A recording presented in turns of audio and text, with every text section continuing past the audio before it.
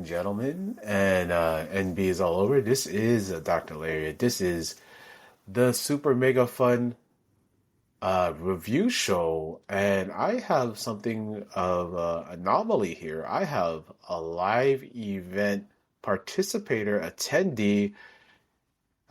You have heard her on the commentary booth. What's up, Jane? Hey, Hey, and I wanted to because you said you were going to go to the show, and I absolutely love that. How was it? it was really a lot of fun. I think I lost my voice for a solid 24 hours the next day from screaming so loudly. I had a great time. That that's awesome because I know we were talking a little bit, and the previous show you've gone to was of course the Christmas Hammerstein shows, which those look like a lot of fun with a lot of they like to do a lot of extra stuff for the crowds when you go to that show because it's a Christmas episode. And we all know Tony Khan loves Christmas.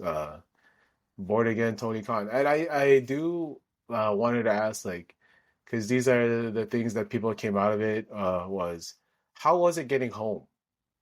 Okay, that was a nightmare. That was really bad. Essentially, they closed off the gates and there wasn't enough signage, so it was really confusing which paths led to the parking lot and which paths led to the subway. At a certain point, it really did feel like it was going to be like a stampede risk. It's like, wow, this is not safe, like in a civil safety way. But then someone did. I think they broke down a gate and to get into the MTA. All of the doors were open, so you didn't have to pay, which was nice.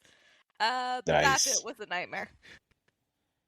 Oh man. So as far as the live event experience, because Louis Armstrong, it's a tennis arena, right? And it looked great on Yes. TV, the lighting, and tennis arenas have this thing where you're all staring down at what's happening in the ring, and it looks great on TV, and you guys sounded great.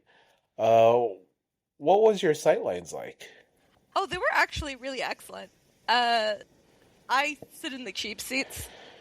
Awesome. In the Hammerstein, I really had a hard time seeing a lot of the action going on. Especially there's like one angle where if they get outside of the ring, it's pretty much completely blocked off to the upper level. But that was not the case at Louis Armstrong. I had a great sight line. I think looking around the stadium, everyone else had a really good sight line. The J- Titantron, I think it's called Jumbotron, whichever one of those two is not trademarked, um, was working really well, and it was really fun to see the contrast of both. You got like a look at some of the up close, like facial reactions of the wrestlers, and then you could see them actually moving. And it was a very fun contrast, and they did look like little miniature dolls, and I just had a really Yeah. great time with that.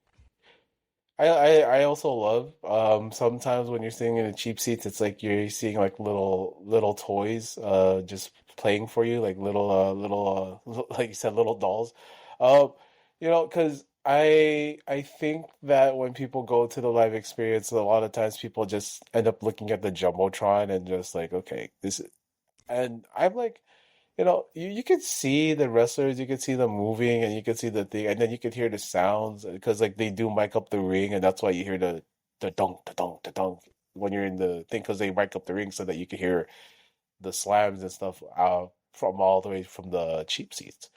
My question for you is, what were your highlights of the show?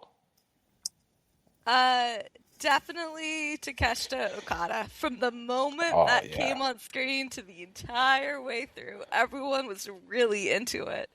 And I watched the show back yesterday because I didn't get to see what the Don Callis stuff was going on, and I wanted to go in like to this dynamite knowing what exactly happened. Yeah. And I could tell that my at least section of the arena wasn't that mic'd up because there were a lot of dueling chants. Like some of us were rooting for Takeshita, some of us were rooting for Okada, but everyone was rooting for someone. And it was really something that had like a lot of energy. I would Yeah, say, the that match really came off like as a huge event, like compared to all the other matches, because it wasn't the main event. It was like the second match of the pay-per-view.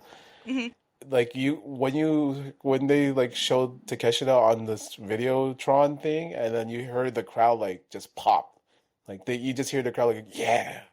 And I could tell that you guys there in the arena were like really, this is really an anticipated match, I think and it was probably it the did come most. off like that.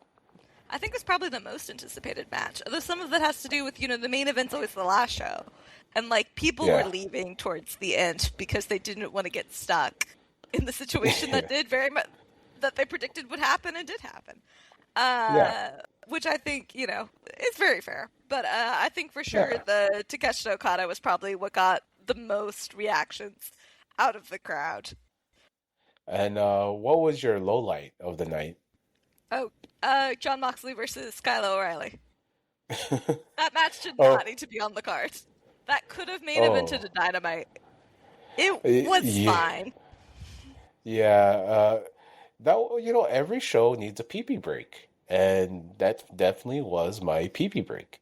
Yeah. So yeah. My last question for this, because I always wonder, did you have a late night snack when you got home, or did you eat anything at the arena? What was your eating situation? No, before I went to the arena, I went to New World Food Court in Flushing, which is one stop away from the arena, and also, in my opinion, the best Flushing food court. And I Oh got steamed man. dumplings with my friends. The only thing I will say I regret is it did lead to me end up missing the pre-show, which I Oh have a Lee Moriarty print on my wall. Uh, he does his own like art. They're really good. It's $70 for a poster if anyone would like them. I'm very happy with mine, but I did not. I missed my chance to see the guy on my wall fight the Rizzler. So that's my only regret. man. But still You worth it for the you soup you did dumplings. not see, yeah, you missed Big Boom AJ being covered in blood getting the I win. did. Uh, oh man, I was like, so like on that match I was like, why is he, and then like you see the guy who took the superplex and you're like, oh damn, Carly Bravo got fucked up. What was that? And yeah, so it's funny seeing the Costco guy, and then he cut that promo afterwards, like he's super intense with the Vita Coco mascot and his son and the wrestler just like right there. I love Big Boom AJ. I But don't yeah, have TikTok, so all the Costco stuff is lost on me. I don't have it either. I just like laugh at what's posted online, and I'm like, oh okay, that's funny. Bring the boom. But anyway, I think that this was a great little like summary of your time there. You know, I love Xiaolongbao. So Hmm. soup dumplings before wrestling, that sounds like a good time. Usually I Ideal. do also eat before the wrestling. That's how I do it. I just don't. New York is one of the best food cities in the world, so it's like, why would you? The Yeah. arena food is just never going to be as good as something you can get literally, 10 Dude, minutes away. yeah, Flushing, Queens has some of the best food courts that I've gone to. Like you can get Xiaolongbao, you can get pho, you could get like you could get some real good Chinese or Vietnamese food or like Filipino food on the way to the arena as opposed to eating that like $50 hot dog combination with the beer. I wouldn't. So that's a good that's some good advice there, Jane. That's The beer at the fantastic. arena was actually only 13, and the canned cocktails were only 13.50, which is still too much money, Oh, but pretty decent for New yeah. York. Yeah, that's Relative, pretty decent. relatively Were pretty you decent. able did they sell frozen margs there? They did not sell frozen marks there, but I No. don't know. I would have loved a frozen mark. I don't trust a tennis arena to get a frozen mark right. They did sell me unopened cans of High Noons, which I could keep in my purse, Wow. which was great. That was really clutch. All right, yeah. And thank you so much for coming on to share your live event experience. This has been awesome, Jade. And I can't wait to hear your new adventures as we talk again. Yes. Wait, one more thing before I go is the only thing I will complain about is the crowd got noticeably quieter for the women's events, and that's bad. We should all do better, New York. Oh man. They didn't really liven up for the traditional women's four-way, and they didn't. You know, I In the did. stadium, they didn't. They might have. It depends what sections they mic'd up. Yeah, the Athena Mina match didn't sound so quiet, but that was also earlier in the show. So Yeah, So, And the you four know, way rocked. And Athena yeah, always rocks. I'm always happy to see her on screen. yeah, And other people, a lot of definitely. people were chanting Athena in my section, so Yeah. they got some reaction. I was just saying it was less than Mox Kylo, and I'm like, okay, guys. Yeah. Men. Men. Boo. All right. Th thank you so thank you so much for that, Jane. When I Absolutely. had that spot in Jack London, I was 4D, low key. But if you knew me, you knew I was the Monterey with my bottom bitch. Quick conversation, make sure you stay on your toes. I got a flight to Asia. Back when I managed at 6, I really took them trips. Sacrificed years in the game, but it got me rich. Life's a trip, gotta keep going. There's a lot to get. Came a long way, now my face on designer kid. You spending too much time with these hoes, nigga, get some chicken. These bitches go do what they do. Conversation with Jeremy, Finestone of Finestone Media. He is the host along with Steven of course, Speaking of Strong Style, which you can hear every Thursday, 2:30 p.m. Western Time, 5:30 p.m. Eastern Time, on the Finestone Media YouTube. Go ahead and seek him out. This is Jeremy Finestone. Match. I did not know he had that match in him, but Kasai Oh, has the this hardcore match ability. with Jun Kai? Yeah, Yeah, he Yeah, he's Kasai got has that this dog. He's got ability. that dog in him. Yeah, yeah. dude. Well, I Like, think we might end up doing a deathmatch royalty series just on episode just on Jun um, Kasai's run in the ju- BOS. Guys, that guy is gonna be the eighth of that company, and he will be the world champion. Like he is oh not gonna be in the junior division no, more he's than too. 3 or 4 or 5 years. He's He's as tall as this. Tanahashi, and he's got to put on some weight. But when that Yeah. happens, he's the guy. Oh man, that's gonna be the. He has the look. He has the youth. He has the promo, Mm-hmm. and he's willing to get sliced open on camera. I My don't. New Japan podcast partner was so annoyed when I was already talking about it. In 5 years, like he's only 22. In 5 years, he's gonna be like headlining the Tokyo Dome for the IWGP Championship, and he's like, Damn. "Oh," and I'm like, "It's fine. There'll be plenty of shit for him to do up to that point." But this is like, how can you not look at him and see this match that he had with Tanahashi? Tanahashi like picked him as his final match at Corrigan, and they're like both emotional, like they have plans for this dude. Yeah, I think that if they're gonna put if they're gonna make 100 champion, it should be Fujita. There's no other Yes, yeah, choice yeah. to be the It's 100th not Wado, IWGP. guys. It's not No, Show. it's not. It's not Junkai, and it's not Desperado. It, it, Let's just dispense with this. oh God, I hope it's not Desperado. I It hope won't be it's not Desperado. Desperado. They already know. Everybody Dude, knows. They drove him into the ground, using him as their guy for years, and the returns have already diminished. Everybody The knows. Dookie feud has not helped. Yeah. oh man, I did like that match with Robbie Eagles though. That was Mm-hmm. tremendous work for both of them. Mm-hmm. But I that think brings us. Valiente's out for a while. Yeah, dude, that flip. That was a non-contact injury. He's done. That was insane, and we're seeing the rise of Taguchi undefeated in the Best of Super Junior so far Eh. as we speak. He got the most winningest record thing, whatever. I don't even know what record he broke, but I was happy for him, even though it wasn't supposed to happen there. Yeah, yeah, He's like, "Yay, this wasn't supposed to happen," but I'm really happy for me. yeah. But Watching a guy trying to kayfabe a celebration he didn't really care about, but he was supposed to, is always peak. yeah, man, absolutely, I love that, and definitely this part will be cut out for my State of Wrestling this week. Okay. So I was wondering if we were pivoting into New Japan talk for no reason whatsoever, but oh no, I just wanted to put that so I could have that for my weekly thing. And yes, folks, I'm editing this out. You're not going to hear any of this. So I'm gonna just start here like yeah. It's just fun. It's just fun stuff here, man. when it gets to be a lot of work, that's when I'm like, I don't want to rewatch something just to talk about it. If I've already watched it or I'm planning on watching it, a different thing. But I already have so much limited time based off of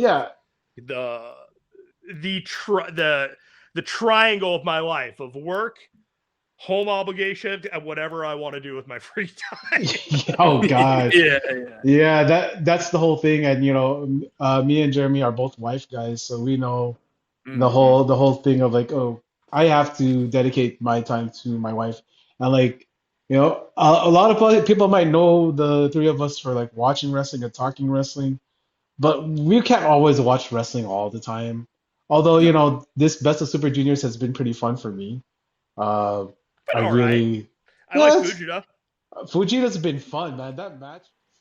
Yeah, so that was great. Man, talking about polls of the week, talking about Star Wars, talking about Marvel properties, talking about everything here. I feel like I'm 10 years old and I just walked into the comic book store on Ramona in Baldwin Park, and I'm so happy to share this time with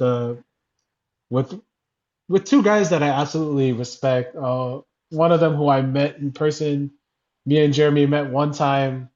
I took a picture of his breakfast. Handsome guy. Not weird at all. No, no.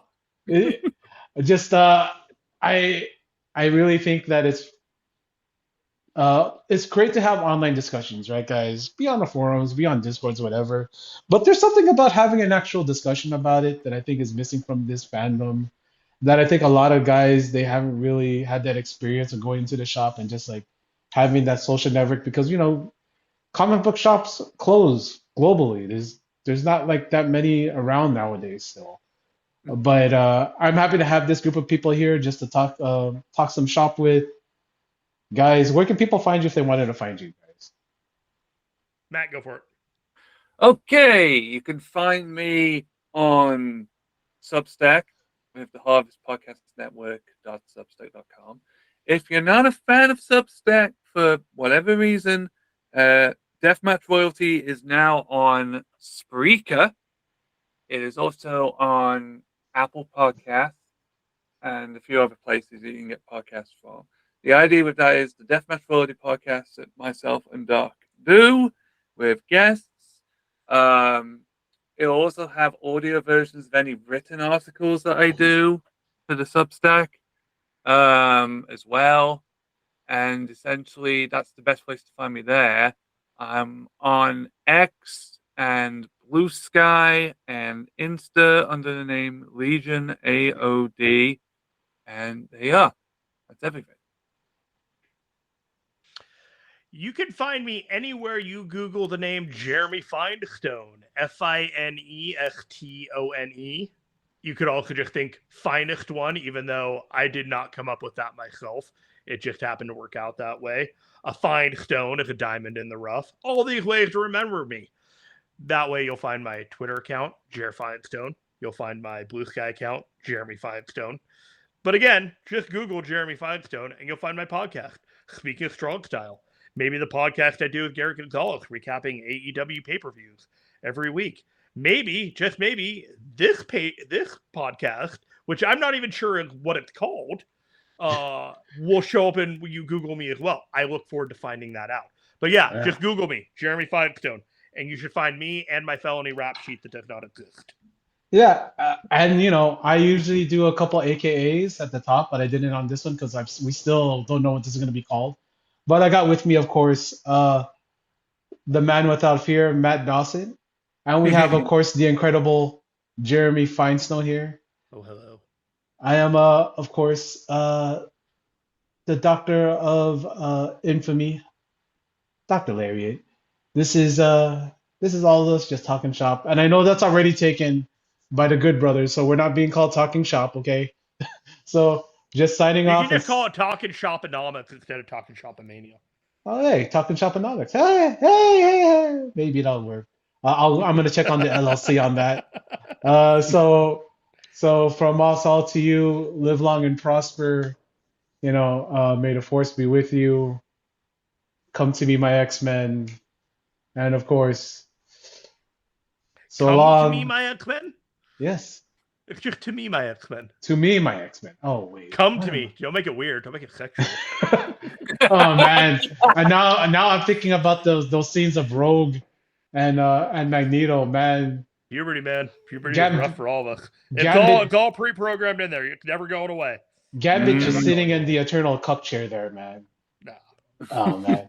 All right, guys. Thank you so much for this. You're welcome. Have a great one.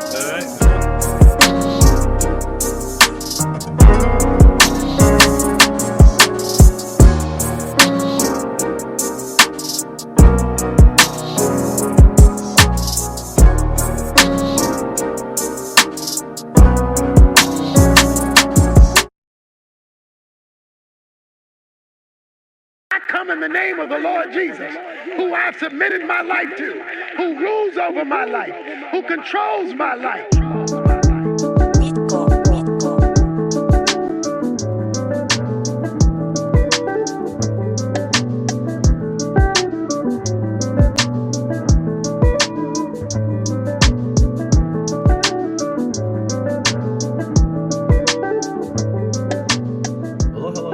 I guess because we're taking a trip to Europe. Buongiorno. This is Doc, aka Dr. Swagner Jr., aka Jacko Chunder Liger, aka Bon Corbin, aka Royal True Orange Cassidy, aka Suman Reigns, acknowledge me, aka the Chow Main Event, aka your host. And we're here doing a lot of reviews. You're gonna hear a lot of reviews that we're talking about. And my partner here for this first part, it's going to be, of course, Matt. Hey, Matt. Yo, good to be back. And we are talking to one of my favorite people. I told him like he's adopted into the Filipino family because he has Filipino grandkids. I have with me from Fight Game Media, Paul Fontaine. How you doing, man? Yeah. It's a little bit after the weekend, and we're gonna talk a little bit of Clash in the Castle. I just wanted to start with this, man. Your show that we did together, we didn't talk anything about pro wrestling. No, hardly at all. I think maybe briefly, but we talked a little bit briefly, but we just you told your story about overcoming the things you did, and your family is so beautiful. I love your family, man. I love the story you told of how that picture with Becky and Bailey happened for your daughter. It's one of the first episodes I did where I actually cried. I cried on the recording, and I was like, I'll keep that in. And ever since then, I've sort of gone on a further journey with scripture and Bible study and all that stuff. And I'm gonna say thanks to you, man. I've been a little bit further into that, and it's been great. It's been cool. I've been able to just finally put these pieces of the puzzles together in my head, and me, Paul. I'm a very loving, open guy, and thank you for letting me into your world for that interview, man. It was a hit, but also it hit me in the heart, and a lot of people told me they didn't know that side of you, and I think it was just great. I just love having you on for that. No, it was my pleasure. Yeah. So we're gonna talk, of course, Clash at the Castle from WWE this past Sunday. I enjoyed parts of the show. I really, really enjoyed Jacob Fatu versus Roman Reigns. We talk about the results of this. Cody beats Gunther, kind of. What did you think about that? Because the crowd was sort of 60-40, so at 0.70-30 for Gunther. And, we're starting to see Cody wrestle more desperate, take shortcuts. Where do you see this going? Because it's very interesting. Yeah, I was surprised by the result. I was expecting a title change. I kind of, when I was watching, I guess I wasn't really paying super close attention, so I didn't even really notice the foot under the ropes at first. And then later on in the show, when they were showing replays, that's when I noticed it. And then it also it appeared that Cody knew his foot was under the ropes and deliberately moved it away. So it was almost like he's, like you said, taking shortcuts, and the announcers didn't even really emphasize that part. So I don't know if it's subtle, if he's, slowly, quote unquote, turning to the dark side, or if that's maybe that was just him, doing it, not, because that was the storyline, Gunther's foot was under the ropes and now it's not, and the ref wasn't supposed to see it. So I don't know. I'm intrigued, but again, I wasn't. The match was okay. It was good, for the most part. 11 minutes. Yeah, it was a. Yeah, it should. I was expecting it longer. I was almost wondering at first if did somebody get hurt? Did they cut it short? But then I realized no. It's on ESPN, and they probably got time limit of how long they can go with commercials and everything. So, and I was watching it after the fact, so I didn't watch it till Monday. So, I never really know in real time how things are going, but I would imagine that match probably ended at the bottom of the hour, which is when they're supposed to end.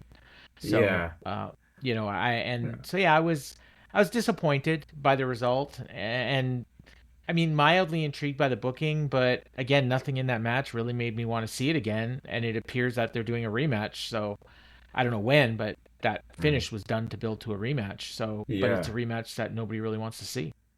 Yeah, and talking about rematches, we have Jade Cargill versus Rhea Ripley, where the finish was in dispute because Charlotte Flair actually caused Jade Cargill to lose the match to Rhea Ripley, which I I mean, I get for the interference part and preventing it, but then it's just like I Rhea could have just gotten the win. I'm not sure if they're building to another Rhea versus Charlotte thing. I Maybe they think they're are. building. I think they're building Charlotte and Jade. So that's what Oh, that was about. I think. that's. But wouldn't you want that to be for the belt? But Well, it might maybe be they by the maybe. time they get there. You know. Oh Um, yeah, because of the Queen of the I Ring. Yeah, yeah. I don't know. I haven't really paid. Like I'm not. I have no real sense of what's going to happen in that King of the Ring, other than I assume Oba's going to win on the men's side. But yeah. the I thought this match was the only one on the show where I wasn't like disappointed. Like the finish Yeah. was the finish, but the match was good. The right person won, so I don't really have any complaints. I mean, it could have. I suppose some of the stuff could have been executed better, but it was, the WrestleMania match was good, and this was, Yeah. I thought it was just as good as the WrestleMania match, and I'm glad that they didn't do 50-50, and Jade. So Jade will probably feud with Charlotte, and then down the road, one of them is going to get a title match. So maybe Charlotte's got to beat Jade to get a shot at Rhea. Yeah, Wasn't yeah, there that and weird Rhea thing and with the Charlotte rope as have well? really good chemistry. Like I was Yeah. there live for WrestleMania 39, and that was like at the top of my list for like one of some of the hmm best match for 2023. You're gonna say something, Matt? Yeah, wasn't there some weird stuff with they were trying to do a rope put on the hmm rope thing in that match as well, and they kind of Yeah. messed it up a little, and then BFAB Charlotte did kind it of. about 5 minutes later, and then it was like, oh, that's how you do it. Yeah. That's what I meant when I said it could have been executed better. Yeah. Ah, Yeah. Yeah. Now to the meat and potatoes of this match, because they have the hour in ESPN, and then they had the three matches on the ESPN app. We are gonna talk the first thing here. Oba Femi, Brock Lesnar 2. Man, ooh. they really they really went for the Brock Lesnar Goldberg WrestleMania match Redux thing, and I get why, but I was really disappointed in like I wish that Oba would have just won because hmm that would have been great. And I guess that they are building Brock for something for SummerSlam at Minneapolis because like that's been something that they're having really slow sales on. So you would need a strong Brock going into Minneapolis, but it's just disappointing because of the run that Oba's been on, even since NXT to come in here and just like, he's the ruler, right? And like hmm even the guys who aren't WWE fans, they acknowledge, I keep saying acknowledge, they acknowledge that Oba Femi is someone that is the future of pro wrestling, someone that does have that superstar potential, and is someone that is actually really, really good in the ring for his years in the ring. He's one of my favorite guys in the ring. Like he gets it, Yeah. and for Brock to come in and just like absolutely kind of squash him 7 F5s. He did kick out of some Ooh. F5s, but it was like if you guys play like the old SmackDown games, like you would used to be able to like give your guy 5 finishers at the start of the match, and that's kind of what Mhm. Brock did. He had his finisher, and then like he hit his finisher like 5 times, and then it was what it was. And compared to the Goldberg matches that a lot of people have compared it to because it's a lot of like the fast here's all the finisher spam. It was okay. There was intensity in there, and I did like Oba's comeback at the end, but eventually he fell as you have to fall. But hmm I was just disappointed in the finish. The match was what it was, but I'm really on the Oba train. Yeah, I kind of more or less agree with all that. Like the match was fun. It was fun while it lasted. Um, Yeah. the wrong guy won, in my opinion, and I think that I think they could have done the match exactly the way they did it, and then you just had Oba beat him anyways, And Yeah. then Brock is even more frustrated than he was the first time because he hit him with everything he had and he still couldn't beat him. And then you do a third match, and then at that point, Oba wins again, and then it's like, okay, like this guy's got me, I'm done. Yeah. And I wish they wouldn't have done the thing at WrestleMania. I don't really know what the purpose of that was, especially in hindsight. It was a Yeah. great moment. I was there live, and it was an awesome moment, but that's it. Like it didn't make any sense, and they didn't play off of it for storyline. They just basically are trying to almost pretend it didn't happen.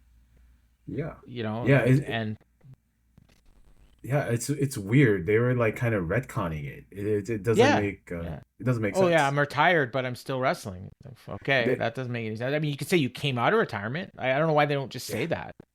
I mean, yeah. I think Brock was saying something like, "I'm still retired, but this is going to be a fight." Kind of. They were trying to use that excuse, I Yeah. think, to get it done. And I'm just like, I'm just glad that this time, that this isn't going to stop the momentum of over like it has when Brock has done it to say, I don't know, Kofi Kingston or Yeah. Big E. It's like they were getting big pushes. Next thing you know, Brock comes in, squashes them, you back to the mid card with both of you. I'm just glad it's Yeah. not going to happen this time with over because it does look like they're trying to push him to get the King of the Ring win. I wonder. Yeah. I think maybe what might happen is they might do Cody and Brock on night 1 of SummerSlam for the title, and then Oba challenges the winner on night 2. And you could have Brock win the title from Cody on night 1 and then lose it to Oba on night 2. That's And that might sell possible. tickets if people know they're getting Brock Lesnar in the main event on both nights. Or they think Yeah. they might get Brock Lesnar in the main event of both nights. He's got to win the first night in order to do it. But you kind of tell the story that people kind of know what's going to happen. You know what I mean? Like there's Yeah. ways to do that. And Yeah. even if, or you could get Cody and Oba, which that's a big match too. Yeah, because they did have that short match at Saturday Night's main event Yep. where it just didn't have an ending. Right, And no winner. yeah. So Yeah. I do like the way they booked Oba to win his King of the Ring qualifying match where he just absolutely wrecked all three guys. Penta. Yeah. That was great. It was great, and they know they have something in him, and I hope like they really do follow through on it.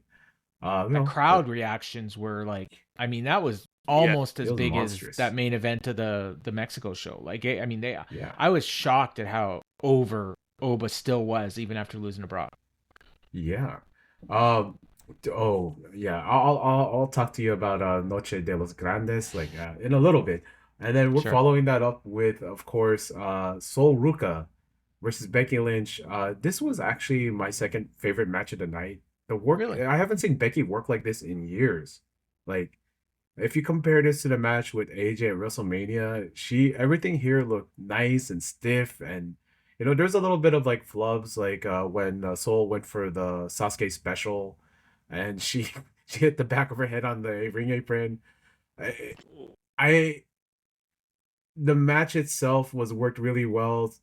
Becky did everything to get Soul over, and then the final Soul Snatcher. That move is always gonna look spectacular, and it looked great this time on Becky. Um, I probably honestly would have kept the ball on Becky a little bit longer just to build something, but it's a nice shock title win, and a little bit of it's nice to see someone new get pushed like right off the bat, because usually we have to wait for something to happen for some people, but they just decided to let's give Soul the victory over our biggest star in the women's division over this last decade, and I thought cool. Yeah, I mean the right person won, so that was good. I mean you were saying that maybe Becky could have kept the title. I think Soul kind of had to win, otherwise Yeah. like she's lost every single match she's had on the main roster. So Yeah. at some point she's got to win. But I was just like the story of this match just kind of really confused me, because I kept like I'm watching this, and the first time she hit the Soul Snatcher, Becky just moves out of the way and puts out an armbar, and it's like, okay, the story here seems to be that she can beat people with the Soul Snatcher when she's in NXT, because that's the minors. But now that she's in the big leagues, these wrestlers know how to get away from it. and Yeah. so she's got to change up her game. And then there was another move she did where she dove to the outside, and again Becky just stepped out of the way. It's like, and then almost like Samoa Joe does, like this the walkaway spot. And then you're like, okay, this is the story. I don't like the story, but at least I understand it. And then she just wins with the Soul Snatcher anyways, and it's like, okay, well, what exactly was this match? Like, I don't even get it now. And so I was just confused by the story. And then, like, again, there was a bunch of stuff that kind of didn't quite connect. It was Yeah. better than some of the brawls she's had. Again, she's got the belt, so that's good. They set up a feud with her or not necessarily a feud, but a match on Raw. Yeah. So I'm cautiously optimistic, but I suspect Becky will probably just get the belt back in like 2 months. Yeah, Maybe most at likely. SummerSlam. Yeah. And the weird discussion online was, like they said, I think WWE and ESPN both put out, oh, she's the first black Intercontinental Women's Champion.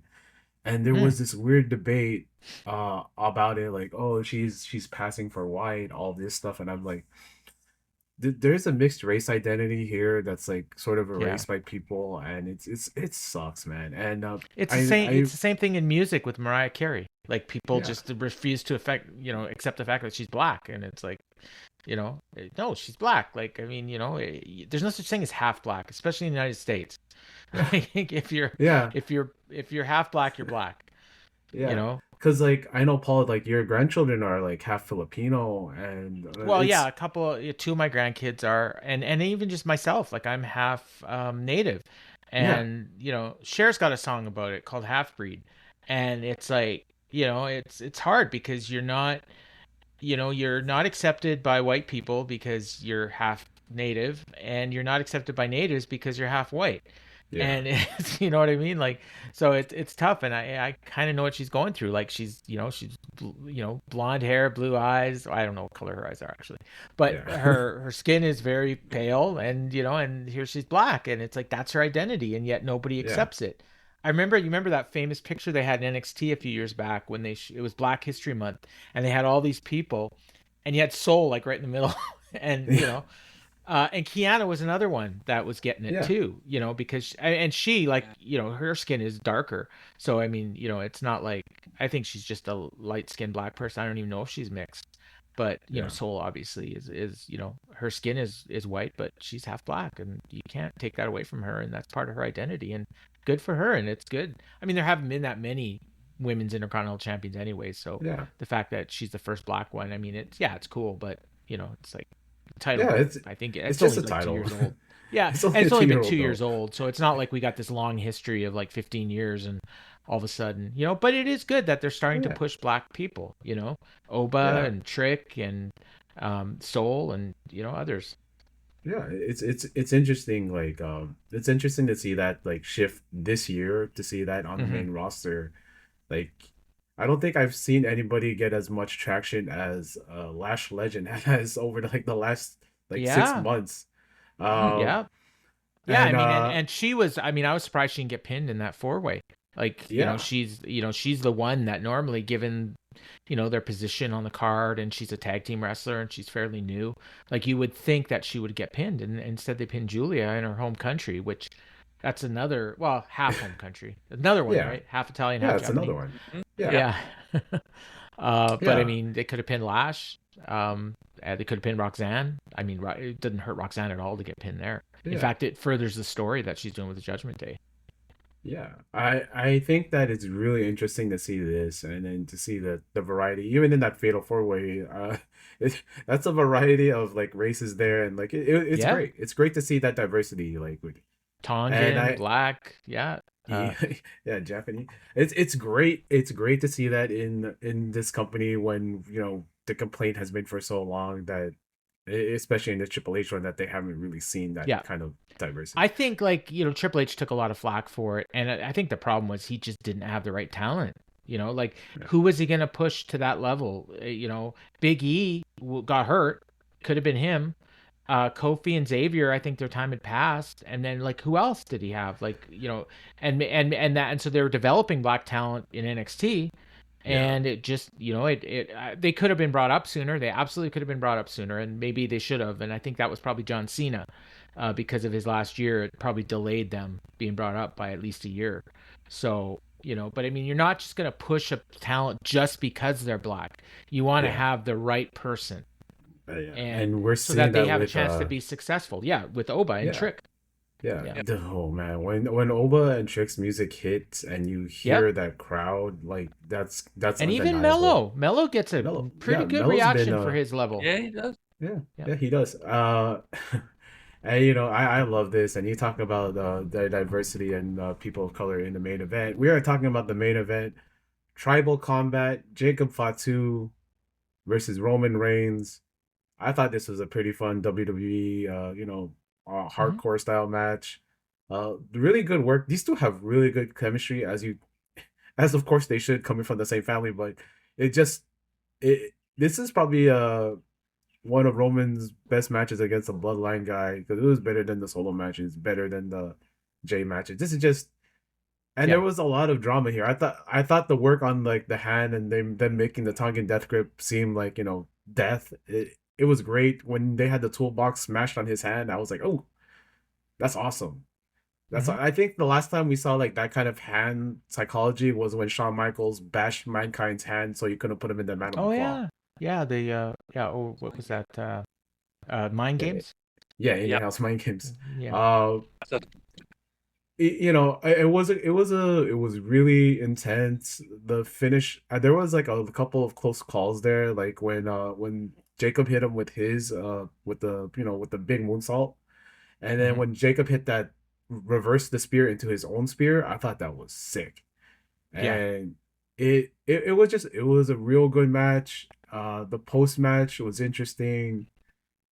That promo on Raw, you could feel the emotion on Jacob, because like he's always been on the outside, right? But now he's like in like the actual family, like in like the actual bloodline, and like those tears he had on his eyes, like just like doing that promo and with his Big Cousin. job is safe, that's in you can believe the story that he's always been kind of on the edge, and like he's a dangerous person, so he could be fired at any time, kind of thing. And now that he's part of the bloodline, he's safe. So in his mind, that's how he can justify being subservient to Roman, because that means he can feed his family. Yeah, and that's what they talked about a lot, is like, I want my family to upgrade, I want this, I want that. Yeah, like whether any of that's real, obviously, it's not. But in the context of the storyline, they've told that story, and it's a believable story in the context of WWE storytelling. I agree that I liked the match. I was surprised that a lot of people didn't like it. But again, I think Roman's matches are, a lot of people just don't like his style, and I do. Like I appreciate the pace and his sudden athleticism. Like he really is one of the best athletes in WWE, and he doesn't really get the credit for it. But a former high level college football player, he's got that movement and that perfect body for pro wrestling. So and he's conservative. He has with on his, everything rules. Like the Superman punches when he just like gets up in the air and just. Like that Superman punch out of the Samoan drop, that's all like the timing, and that's just, it's ingrained in him, because he grew up in this business and around this business. So it's like, again, it's not for everybody. It's not your AEW main events, and again, like I don't know if Roman, he wouldn't even want to anyways, but I don't think he could do that style, but he doesn't need to do that style because he's working for WWE, and that's the style that works for WWE. And I think both can work. And as a fan of both companies, I like both. And I wouldn't even necessarily say I prefer one or the other. I prefer good matches, whether they're AEW style or WWE style or New Japan style. If it's a good match, it's a good match. Yeah. And the follow up on Monday, and then it's, we're in year 6 of the bloodline. I know. I wish that at WrestleMania 40 that would have been it, and like they did a really great job of getting Jay over on his own, like as his own guy. Big Jim also got over on his own as his own guy, and then like I guess they're just putting them all together again. We saw like Solo with Tala and Tama just like staring them down. I mean, it maybe they all get up together in some mega ultimate super babyface kind of bloodline thing. Maybe they become heel again. Who knows? Maybe they Someone, Um, I do. Maybe think there's. that Oh, go someone's ahead, Matt. already made the joke on. I forget where it was. Someone made the joke of Bloodline War versus Bloodline Hollywood. Yeah. Knowing how yeah, that ended. we had that like about that was when CM Punk came back. I did the War Games. I Well, know. they teased the match last year when I think it was when Jeff Cobb was still there, and he Yeah, got in the face of I can't remember who it was, but they had that stare off where they were all against each other, and you're like all hyped up for this match. I think Sammy was still with the original Bloodline, so you had yeah, 4-on-4, and now like I don't know how they would do it. Maybe Sammy gets with Solo again, like I don't know, and then now you got 4-on-4. It just makes me laugh with the Bloodline though that there are bits that even now they will retcon out of the Bloodline story because the Finn Balor stuff when he was the demon, the last time he was the demon, that never gets brought up in the storyline anymore with the whole the top vote because God help or whatever it was.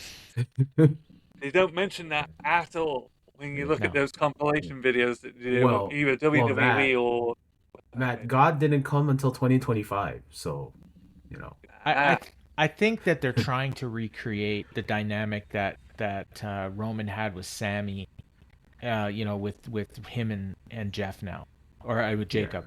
And Yeah. I mean, it won't be exactly the same because obviously Jacob is not going to be the comedy guy necessarily that Sammy was, but I think it's like Roman craving that love and then getting Jacob to do things he doesn't want to do until finally Jacob snaps and turns on him, and then that's when we get the third match.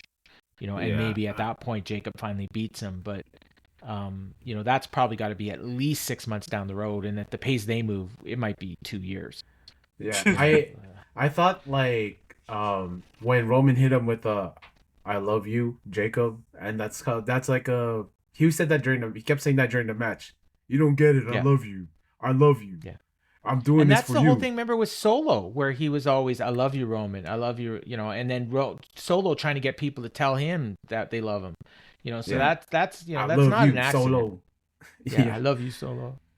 And it's I mean, I have enough faith in these guys to make it work because it's a family business for them, and it could work. I'm hopeful it something happens here because they have something with Jacob and making him like this guy, and it could really do something for him when he does finally do the turn on Roman because we don't know where this thing goes. Roman could just end up being corrupted again because power corrupts all the time. I think we're seeing that already, honestly. Yeah. Like that, And he is a heel right now. Like people are cheering him, but everything he does is a heel. yeah, Like- he was talking to Jacob like he was a dog, man. Yeah, and he's like he's with Cody, he's blowing him off, and like love me, respect me, acknowledge me. Like it's the exact same thing he did as a heel. It's just people are cheering him now. Yeah, there was that clip of him like post match saying, like F QB1. Who the hell's QB1? No, it's OTC. Yeah. And then like they had the post match, the post thing of them on like social media, where Roman just like, I'm sorry to use this young guy vernacular, Matt. I know you hate this, but Roman mocked him in that segment. He just he just looked at him and just stared him down, and that was it. And like, if they had Cody that looked match like a right geek. now, the fans would cheer Roman. Absolutely. Like even though Cody is the white meat baby face, they would cheer Roman right now. Yeah. It's just Oh, yeah. he can do no wrong. Yeah. And because you brought it up earlier, I did do the review for AAA Noche de los Grandes with Roy Lucier on Tuesday. But I did want to get, because Matt, you don't know this, but Paul watches the most pro wrestling of anybody I know. Like, oh my gosh, I don't know how he does it, but you ended up watching the Grande versus Grande match, right? Yeah, I watched that Monday, right before I watched Clash. And I watched the whole show. Because I watch that show every week, and I love that it's one of my show, favorite man. shows. Yeah, it's great. An hour, it's perfect. It's perfect. This one was it's like longer. Yeah, this one was 2 hours and 15 minutes because Yeah. like the main event itself was over an hour when you It included needed everything. that. And I normally skip all that extra stuff and I just get right to the matches. That's part of how I can watch so much. But I watched a whole, thing like because I wasn't going to miss any of that. I think maybe a little bit of the video I skipped because I'd seen it already. But the whole entrances and everything, like it was just so perfect. And the thing I'm curious, I mean, I'm sure you talked about the show and everything, and everybody knows how Yeah. great the match was and all that. I'm curious where they're gonna go from here because like how do you keep it hot? How do you ride that momentum that they've got? Like I don't know. Yeah, because you think the match for Triple Mania is gonna be Dominic versus Grande, right? That's the biggest match they I can would make. think, yeah. I mean, and the problem is though Dominic's pretty popular too. Yeah. So, you don't really want to split the crowd, but I think they'll boo Dominic. And then what do? Do you do mask versus Especially, hair? yeah, especially in Vegas, they might Yeah. do that. Yeah, would be in if they do the Vegas, first match in I mean, I Vegas. don't know what they're going to do the match in Vegas or in Mexico. If it was me, I'd do it in Mexico. Yeah, I do it in Because Mexico. Because I remember when they set this match up at the Royal Rumble, and people are like, "Oh, that's the WrestleMania match." I'm like, "Are you insane? You're not doing this match at WrestleMania. That would be stupid." They put that match on WrestleMania. They get 5 minutes, and it's a bathroom break match. Yeah. Like it had to be in Mexico, and I'm surprised they didn't wait till Triple Mania. But I guess they wanted to do it here, and I'm glad they did. I mean, they could also go down the line for like another like a Puestas match, hair versus mask, and we already saw like the intensity here. The blood on Chad Gable was great. Just to explain this to people, these mask versus mask matches, they're mono on mono, and that means no DQ, and that's why it got as crazy as it did, especially in AAA. This was like a AAA special, run-ins, lots of weapons, lots of drama. Andrea Bazarte sort of playing the Miss Elizabeth role here was great. So great, yeah. Just the pleading at ringside and then the makeup at the end. Maybe they do Chad Gable and El Hijo del Vikingo. Because, Vikingo hasn't really had any, like, super matches in the last year. He's had a couple of good ones. But that would be a chance. And they could do, hair versus title, maybe. I did enjoy Dr. Wagner versus Vikingo. It was a lot of interference in this match also. Yeah. Yeah, it was good. Ray and Laredo was awesome. I mean, that was on any other show that would have been the match of the night. Yeah, that was a great opener. Like they did everything in that match. The Mexican, the Muscle Buster. Like I was surprised he kicked out of the first one. Like I was like, oh, this is the finish, and he's like, oh, and then when he put like extra spice on the second one. The exposed turnbuckle, which is overdone, but it was really well done here. Yeah, and it was. I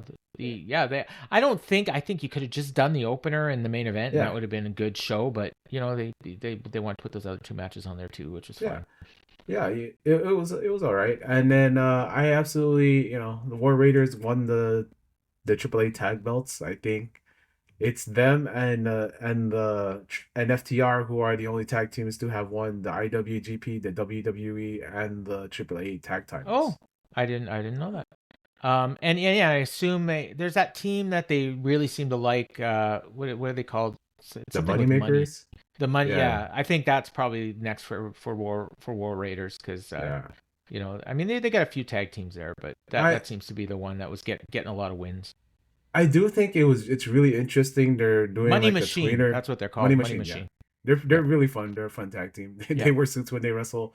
I do think it's interesting that they're doing sort of like a tweener thing with Psycho Clown, like the accusations about that. It kind of reminds me of like Lex Luger and Sting and NWO stuff. It's the exact same thing they did with Sammy and Cody on SmackDown. Yeah, where you had the babyface getting beat up, and then the other guy who was a babyface and maybe is going to be a heel, just kind of walking away instead of helping him. Yeah, they've had some really good brawls in the past, so I do think Pagano and Psycho are gonna have some good stuff after that. And yeah, that's I enjoyed myself. It was an all right weekend for WWE as far as like their match cards and the match quality. The AAA show kind of blew Yeah. kind of blew the main roster one out of the water. But there's advantages there. I mean, number one, they're in Mexico, and and that's a really hot wrestling market right now. Yeah. And I think the fact that they book the way they do the shows, like they tape and they do like 1 month at a time, basically, or 3 weeks. I think that helps for the booking because you can tell logical, progressive stories, and you don't have to worry about injuries or, people not getting over the way you thought they'd get over. You kind of book your show and hope that it goes the way it's supposed to go. And then if you have to adjust, you're not adjusting for another month. Whereas WWE, they're literally adjusting every, 3 days, and if they have to, and it's harder, and it honestly gives me like a greater appreciation for what Tony Khan's doing because he does the same thing, and he's booking 2 shows a week and 3 if you count ROH, and he has to keep it all logical and keep it flowing and keep people over and then adjust on the fly. It's a lot harder, and you and I both remember 10, and Matt too, I'm sure 10-15 years ago when NXT was the hottest show in wrestling. And it was the same thing. They taped 1 month at a time, 1 hour shows.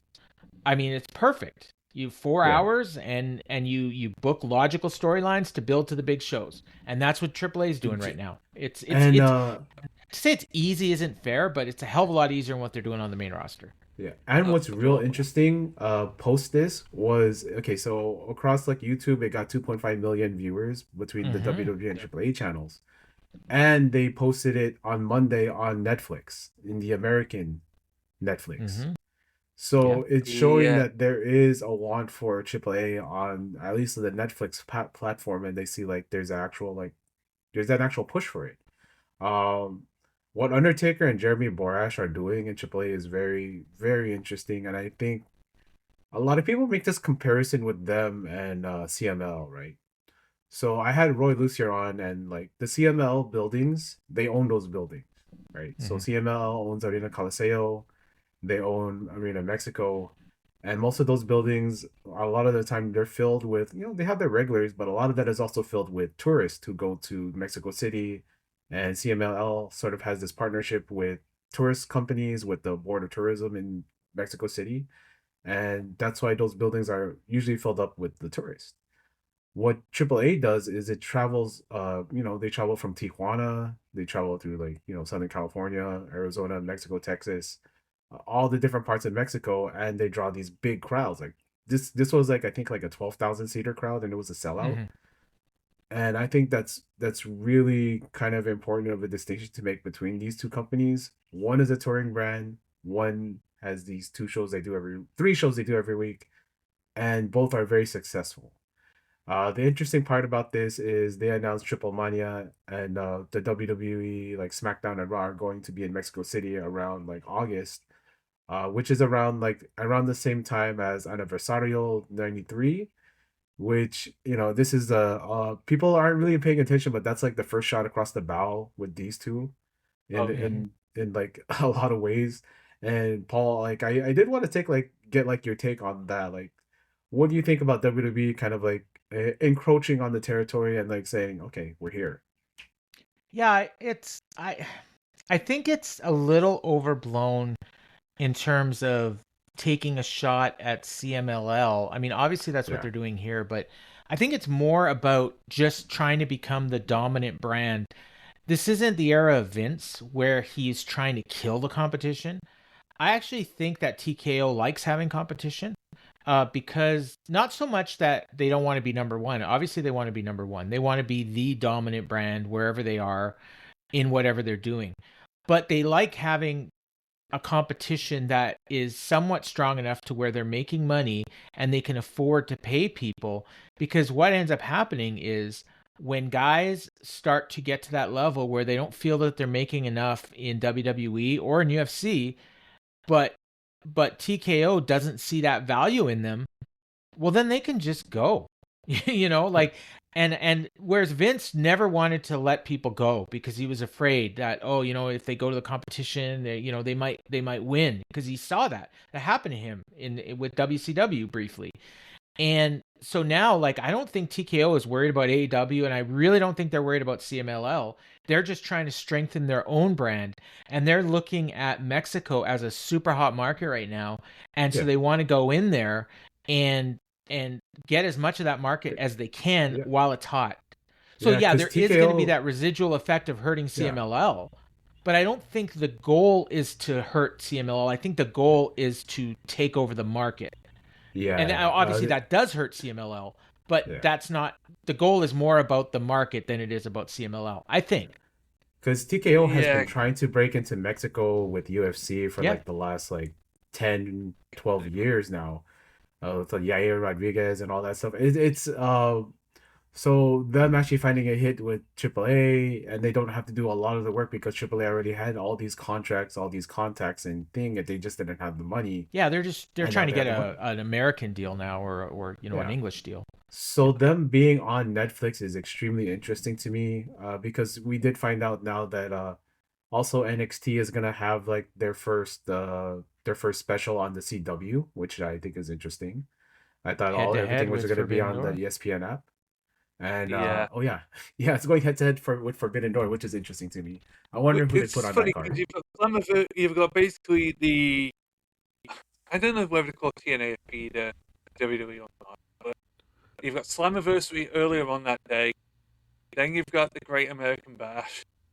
Then you've got the Great American Bash going on the same time as Forbidden Door, and I do wonder if, like last time they tried doing this, that NXT, whether NXT does end up caving and going, okay, we'll move it. And I wonder as well if Carlos is going to get mad at the fact that NXT and AEW are on his night again, like he was doing over AEW and Collision. Well, I think when he first brought that up, that was actually right after AEW had announced Forbidden Door. So I think that was part of it. Like, because TNA had this date set long before AEW did. Yeah. So, but AEW is not like that was, and with them, it's like with Tony, it's when can I get the building and when can I get the pay-per-view time. So it's, TNA is not even, I don't even think they're on AEW's radar. It's quite funny though, because the JBL did another Conrad podcast, I think, and he's brought up again, well, they're doing so great in Mexico, why don't they try it with Japan and the UK? And I'm like, you know how the UK one turned out, pal. It ruined the Brit-Wes scene for the better part, and by proxy WXW in Germany for the better part of 5 to 10 years. We don't need that again. Just starting to recover now, right? Yeah, that was under like the Vince McMahon style. We'll buy up everything, and then we're gonna like raise, and it'll be the WWE. Regal making and shit up. It does feel a little bit more different than that because they're not really putting people out of business as. No, I think they like to keep them somewhat strong. Like I'm sure, like Vince never would have let the New Day go. The way they did, but and they know they're going to AEW and they don't care. Like they don't, if Tony wants to pay them more than he wants to pay them, more than, like WWE wanted to pay them, hey, great, good for them. I do want to say this. I do think the Forbidden Door and the Great American Bash cards are going to be a proxy war of AAA and CMLL. Because they are going to book a lot of CMLL guys for that Forbidden Door. If they're in, especially if they're here in California, and usually the lucha shows do really well here. Where's the Bash show? I don't remember. I don't know where the Bash show is. I think it's in the Northeast somewhere. I don't think that show is going to be very good. No, just say that right now. I think they're gonna throw in the towel on that one, man. I think so. I don't even know who are the stars in NXT right now. I mean, they have Kalani Jordan and Kendall Gray. Kendall Gray's great. Yeah, Tony D'Angelo, Naroku. I think the main event will probably be Naroku and Tony D'Angelo. I mean, that's fine, but it's not taking. That's one way to count in New Japan. Have one of the biggest stars in the main event. I mean, so it's ironic. You've got Evil, former IWGP champion, challenging for the NXT title head to head with Forbidden Door. I mean, maybe WWE will send some main roster people down. I don't think they will. I don't think they're going to bother. I just don't. Because remember, they got the Saudi Arabia show the next night. Oh, I believe. Yeah. It's the same weekend, anyways. Okay. I do wonder, like, what talent is going to Saudi Arabia, and because like, there's a lot of like rumors about what they want to do with that card. some people have Yeah, said because they're book. they're not doing a Raw and SmackDown there either, are they? I think it's just the one show.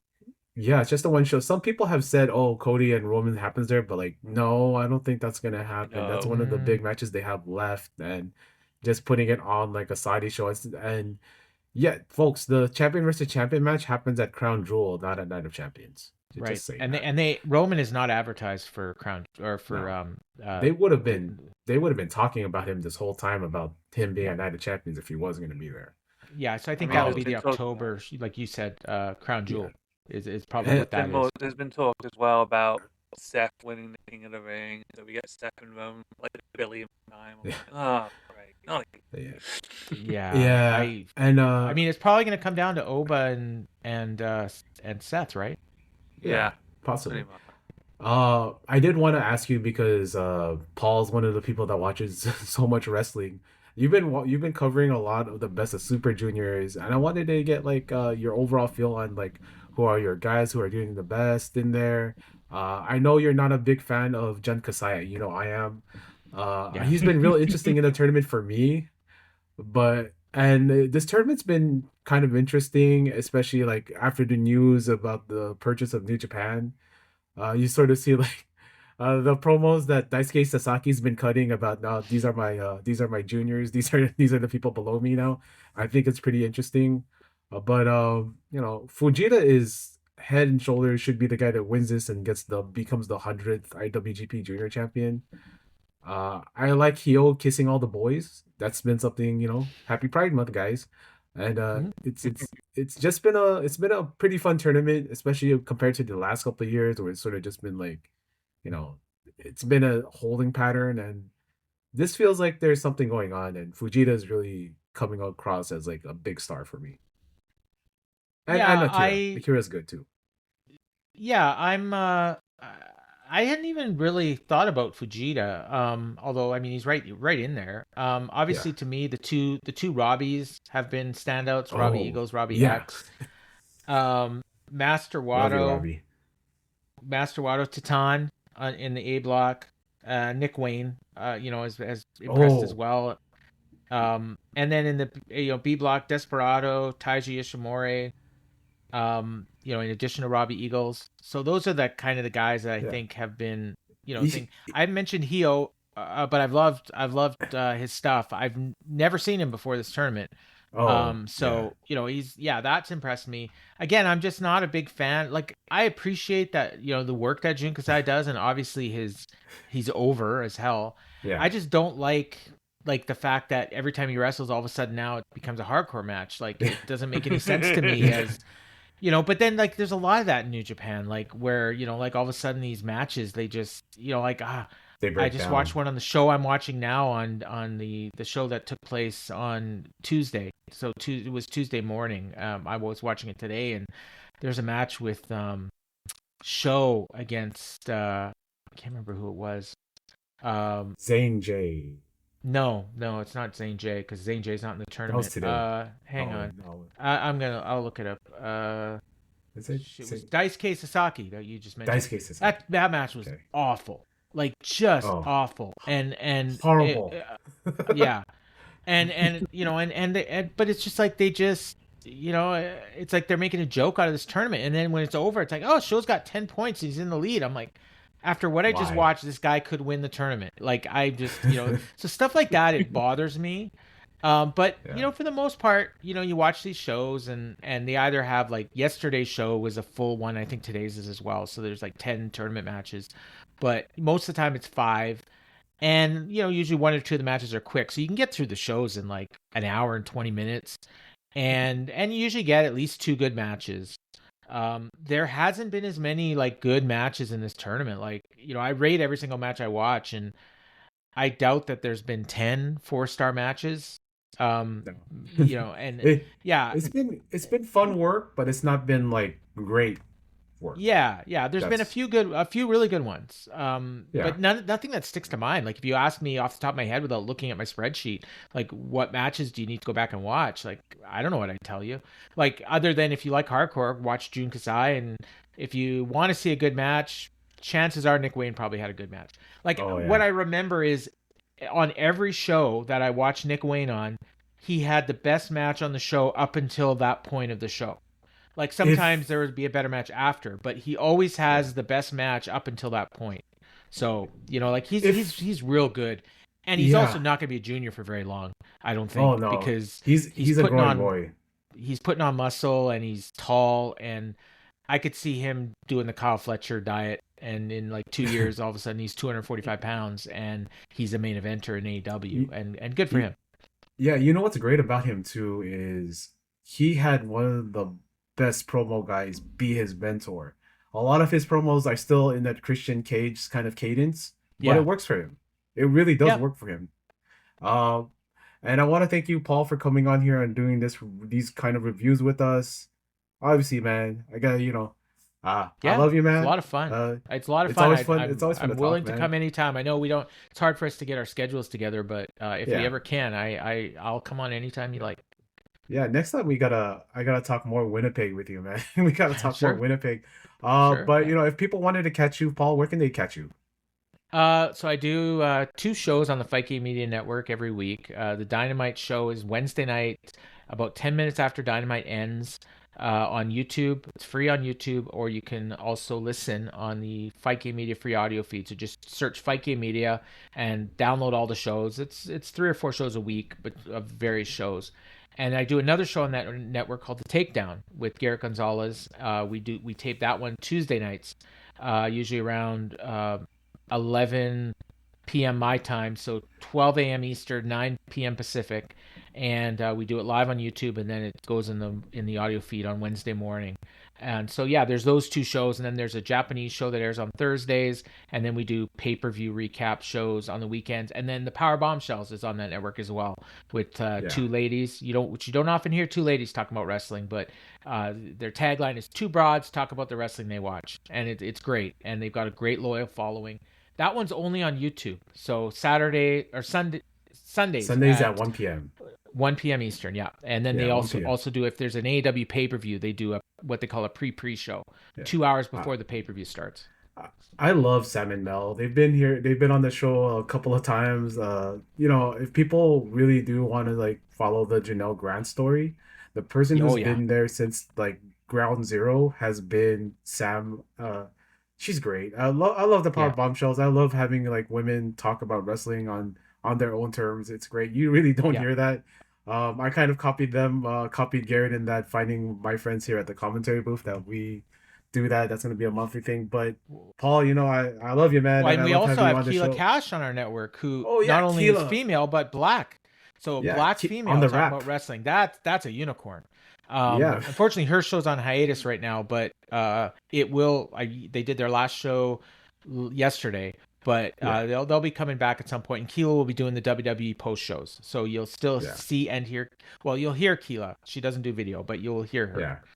Yeah. She's so great, and Oh, she's funny, man. I love and she's got her. the best. She's got the best podcasting voice. No offense to Oh anybody yeah, on this show, but yeah.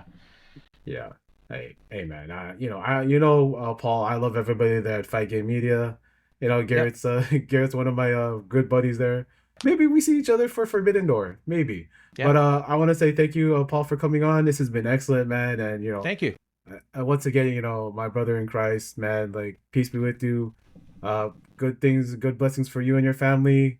And always a pleasure to have you here, man. Always a pleasure. All right. Take care. Have a good one. Shout say daddy got a triple beam scale. Shout say daddy got a triple beam scale. Gucci man a player, man at ATL. Used to come up, rapping in the league. Green diamond eyes on the board like a beef. Black eye lashes on the board like a beef. Gucci man a player, give me beat out your speakers. Me and Juice man, tell them what to do, man. Used to be on road to Chris, that shit in the trash can. I love sitting down here with you.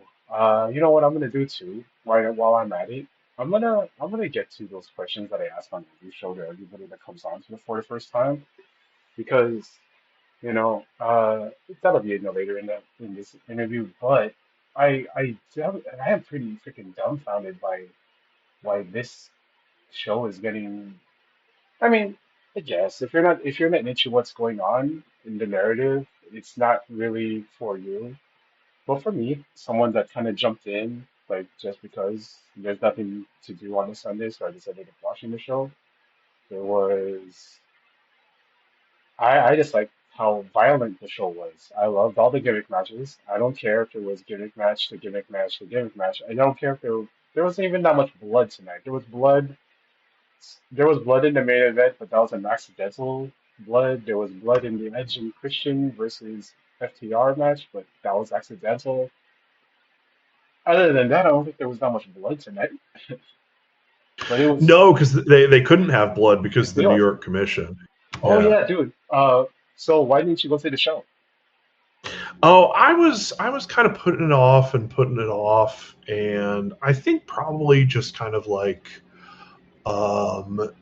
midpoint of the MJF reign. I think it was like it's fine, right? But I was just kind of like, all right, I don't know, maybe I'll just punt this money to like something else in the future. And then I think I kind of got a little more interested around like when Darby's reign, like that just kicked off and went absolutely crazy. And by that point, it was just like way too expensive. I was just like, all right, I'm staying home. That's fine. Oh, dude. Yeah, that's kind of how it was with Revolution because that was so expensive. I mean, I'm not gonna say how I got tickets to that, but I'm just gonna say like I did get tickets to there, but I couldn't go. But I think that ticket prices in general are just going to be exploding. But let's break down the show a little bit, man. So Sure. we'll start off from I'm gonna start off from the big match from the countdown. We have the Conglomeration versus the STP. I thought that was cool. Yes, the traditional STP versus the Costco guys, etc. Yeah, I loved it's fun, man. The Costco guy, they had like a little bit of a thing on Twitter about how dare AEW how come the AEW people get a cheering for booking this guy who was trained by QT Marshall. I'm like, dude, this dude has been wrestling since 1996. If you look it up, the Power Child, Eric Justice, also known as Tundra. He has been wrestling since 1996, and he's always does good in these matches. It's Roddy, it's STP, it's OC, Mark Briscoe, even QT Marshall. It's not going to be bad. It's going to be at worst. It's going to be like and it's going to be like serviceable. And I thought it was pretty fun. The botch finish made me laugh. I think that QT was supposed to be doing something. He was probably going to do something cool, but then he slipped. I thought that added to it, honestly. QT was clearly they were clearly going for the like Tower of Doom spot, and he was supposed to go over the top for it, but then he just slipped and maybe injured himself. I guess we'll figure out about that later. Oh man, but Ozempic QT yeah. is so weird, dude. I'm older than that guy. Why does he look like? He looks like He's got I don't know, like veteran. I don't. Him and Boom look the same age. It's weird. He's got those city miles on him, I guess. And the veneers, man, the veneers. Oh God. They're never not freaky. Oh, dude, the thing that kind of okay, I know people kind of like lost over this, but like Nigel McGuinness is a freak, a really gross man. Also, him saying, "Oh, that Charlie XO and Cameron was fighting over who goes home with the Rizzler." I was like, "Whoa, wait, hold on." Well, yeah, I was like Nigel, not Nigel. That's Child.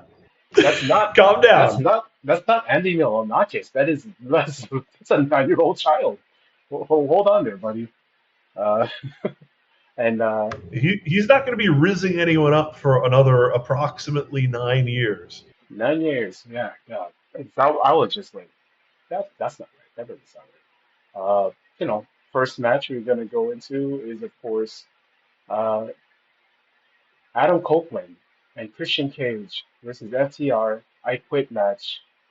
This was hot fire for me, hot fire, because of that one spot. And also I did like the violence, and I'm also a peep for life. So this was a match for me because Christian took most of this match, and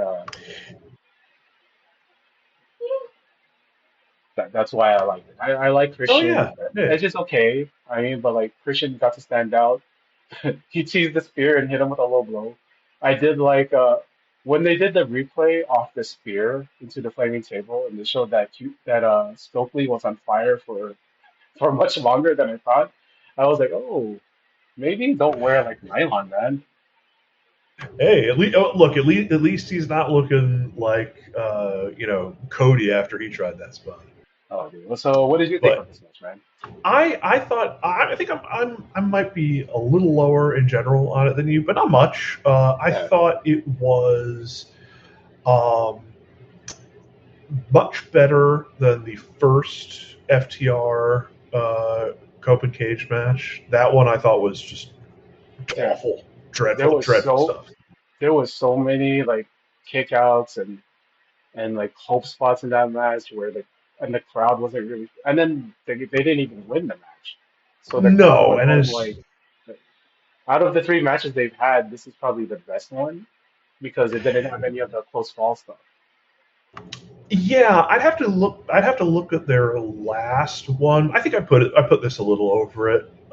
Yeah, I thought it was like it was kind of what a lot of a number of matches on this card are. It was dumb fun. And obviously, I think we can't really emphasize this enough. That crowd, holy shit, They were what a great crowd! all night. Oh, dude, I love the stadium settings. This Yeah, is where they should do for these pay-per-views in New York. I don't give a shit about MSG. How many shows have we seen in MSG? This is the first time we saw yeah, something in the Joe Louis Center, and it looked beautiful. yeah. It's great. You have those little like windows kind of on either end that just like let the sunlight in. You can kind of see the progression of starting in the evening into the night. And it's just and just like the overall look of the venue, just in terms of the kind of uh, I always love like a steep sloping kind of venue. Yeah, That always looks pretty fun. It's like college hockey arenas are often like that. I like the feeling of like the crowd sort of over enveloping the ring because that's how it looks like when they did the Hmm. zoom out, and it just felt like it was great, man. That Beth Phoenix bringing out damn, how was I gonna call her Janice? It's Spike. I know Abyss called his male board Janice, but it's Spike. Beth Phoenix, looking. It was pretty much just like her return to WWE with her shaking up the entrance ramp, but way shorter. Yeah, Beth Phoenix getting a nice check to never have to take a bump in this company. Well, actually, no, sorry, Dude, taking one bump, one lifetime bump in the company. yeah, dude, that I liked it. That finish was great, and you talk about starting off hot, man. They follow that up with Takeshita versus Okada, international title.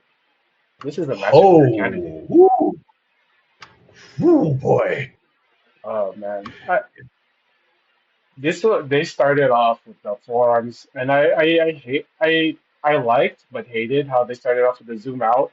Because like usually that's like, oh, let the crowd absorb like this face off, but they just right at the bell they just throwing elbows at each other.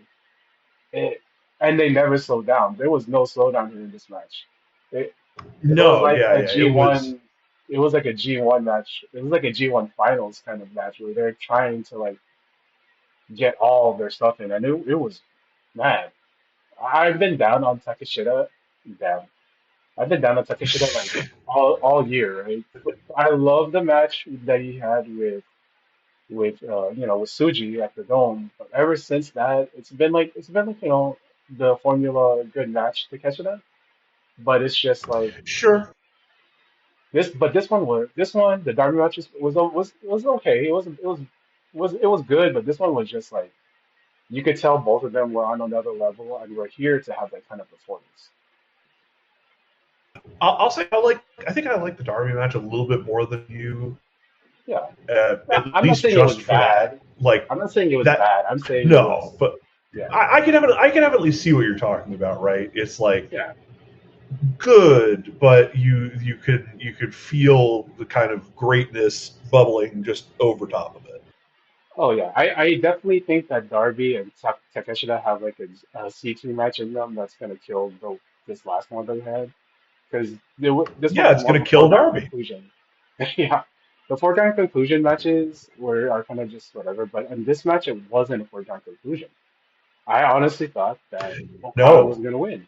Like I thought that's where the turn was gonna be. We'll talk about that in a little bit, but like the action in here, like every time they teased I never saw so many teases for a Blue Thunder Bomb in a match before, and so many like inventive counters to a Blue Thunder Bomb, but they did it here. It was like I don't know if they like practiced it like figure skaters do, because they did like a lot of that, but it was man I like the last time I was pumped for these two was in the Tokyo Dome for their respective matches, and they brought it. This was a spot for them. They built the whole pay-per-view for these two. This is the one that was announced before the pay-per-view was like even a thought, and they delivered in this spot and the crowd, they treated this like it was an event. Like they treated this like it was an event, and I think kudos to New York, honestly. So too often we've heard like crowds over the last couple of weeks been just like quiet, but this crowd was there. There is no like miking issues here, man.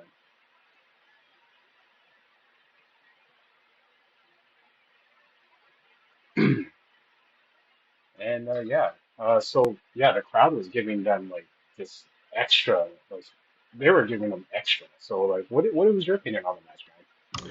I thought it was so. Actually, to that point, I was really hoping that the crowd was going to be engaged. They've been engaged in this. We saw in the tag match that Dynasty that kind of led into this, that people were still invested in Takeshita versus Okada in this way, right? They still want to see that match. I thought the little the little video package they did for Takeshita before he entered was great. Oh yeah, that was and people like they went ballistic when his music went off. Like they were so on board for this match. yeah. And The moment you the heard match that lived up Nitro to song, when you heard that Nitro riff, they were just like, yeah.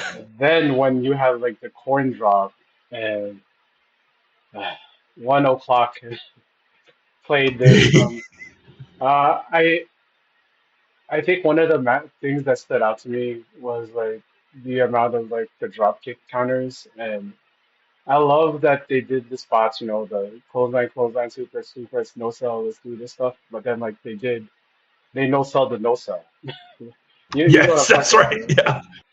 because like they no sell like doing staying down. They both got up and just started hitting each other. But I think these two past matches, I want to see more of this. I want to see more of this. Yeah. I mean, obviously we're going somewhere for All In with this, and I think we're going to kind of touch on kind of like All In directions with a lot of these, because obviously like for we're kind of setting up the summer with this show. But the one spot that was like the most interference in this match was, of course, Don Callis. That's how I'm saying his name now, thanks to CMLL. It sounds cooler. Right. When Don Callis stepped in to prevent the tombstone on the outside, and then Takeshita hit him with the sheer drop like on the and flipped off Don. I love that part. Like they didn't mention it on that commentary, was but very like fun. he gave him the double burns, like, and then the finish, man. Yeah, go ahead. Oh, I was just gonna say I did like that we didn't have some kind of like screwdriver lore in this match. I'm all set with screwdriver lore. I'm good on it. We can move on. We could just have like sick wrestlers have sick matches. Yeah, yeah, and that finish was great. I was expecting one more counter out of the Raging Fire because Okada kind of like he wasn't turned all the way. He landed awkwardly. It was like a nasty landing on the Raging Fire. Of course, Takeshi gets the 1, 2, 3, and then out come the rest of the Callis family. Yes, and then we get a little bit of some back and forth. Clearly, Takeshita is having we're finally pulling the trigger on breaking apart the Don Callis family, and then Proton Star. We see the Protostar come out clean shaven, looking dapper as that always. man that man came out looking AI edited. My He God. he was smooth in ways that the human face should not be. Yeah, that was so weird. Like, well, and it looks like the rumors of him walking around on that one Dynamite. I think they said that he was walking around fine like 2 weeks ago. I guess the rumors were right. He is free and clear to go because Yeah. he walked down to the ring. They had that face off. He hugged Takeshita, and then he gave him his belt. That was the part where he was holding on to the belt was the kind of part where like, okay. And then tell us what happened. Yeah, he held up the belt, and as the rest of the Don Callis family is filtering out of the ring, and then bam, hit that guy in the face with lariat. That crowd was so mad. Rules. I did, I produced that podcast with Wooster, with Dee, with Stephanie, and with Jane, and they love they love Proteshita, right? And you could hear the girlies just scream no, but also yes as it happened at the same time, because the girlies love friendship, but they also love messy breakups. You know, they Yeah, love the a love only story, thing but they that's love a messy breakup. the only thing that's more fun than the friendship is terminating the friendship in a brutal way. And I was calling for this to happen since like forever ago, right? This is absolutely the direction that Fletcher needs to go down. Fletcher needs to be a heel. All of the kind of like good stuff on the other side of the card is lined up for him to still be a heel, and it's just like it does have, like as you said, heat, capital H heat. I don't really want him to win the international belt. I want him clear of that so he can win the world title. Uh, but like if that might be your all-in match. It might be Takeshita versus Fletcher for either all-in or redemption. But it's man, I wish they would have just held off on announcing who is in the Owen like they usually do, like in June. But for the first time, they announced it earlier. And speaking of that, we have our first Owen Hart Invitational match, Athena versus Mina Shirakawa. Fun little match. I really like this match. I thought Mina they had one spot where they're trying to do a kind of rope assisted tornado DDT thing, and that did not happen. That did not work. And then they went back to it, and Athena made up for it by bumping crazy style out of the ring for it, which is she knows how to make people look good. Oh, yeah. They worked really hard in it. I like the psychology with the drop kicks to the front of the knee and the leg, and even though it didn't play into the finish because she just hit the O face and got the pin. But people are there for the O face for this match, and she had one hell of one. Like just they have good chemistry. I always say this like when we talk about like Joshi coming over to America and then they get to work somebody that is also with Joshi, so they don't have to slow down. And Mina like just look confident out there. I mean, she always looks confident, but this like they were laying it into each other, and they were having a time doing it. Mhm. Absolutely fun match. Following that, we get to see, of course, for the Continental title, finally getting his shot after being out for so many months. We have Kyle O'Reilly, or Kid, as Jim Ross kept calling him, challenging John Moxley for the Continental title. Man, like Jim calling this 39-year-old man a kid, saying this is the chance of a lifetime when he's already beaten Mox and he's been ROH World Champ and he's like been in these kind of spots on pay-per-view. It's kind of funny to me. Like they just said, oh, they didn't tell Jim Ross anything about the match. They just said, oh, this guy's challenging Mox, and of course he's gonna assume everybody that's challenging Mox is like a kid on the way up. But great match. Thanks, JR. Yeah. Like every time they said that, and then like Excalibur had to go in. Actually, Kyle has beaten Mox twice, made him tap out twice in a row. Well, and you had JR at the end say new champion, which was not. Good Lord. Thank you, JR. Thank you. Yeah, but love rocked. JR. This match rocked. Like I thought like as far as like for me, the psychology of the match and the story they told rocked. I wish it was a better match because when Kyle kicked the ring post and that was the whole match, it kind of like they should have just done the CM Punk ending, you know? I could see that. Yeah, I definitely. I was seeing some people who were saying that there was a logic in this match just being a squash, kind of following up the time limit draw on Dynamite. Yeah. I liked it.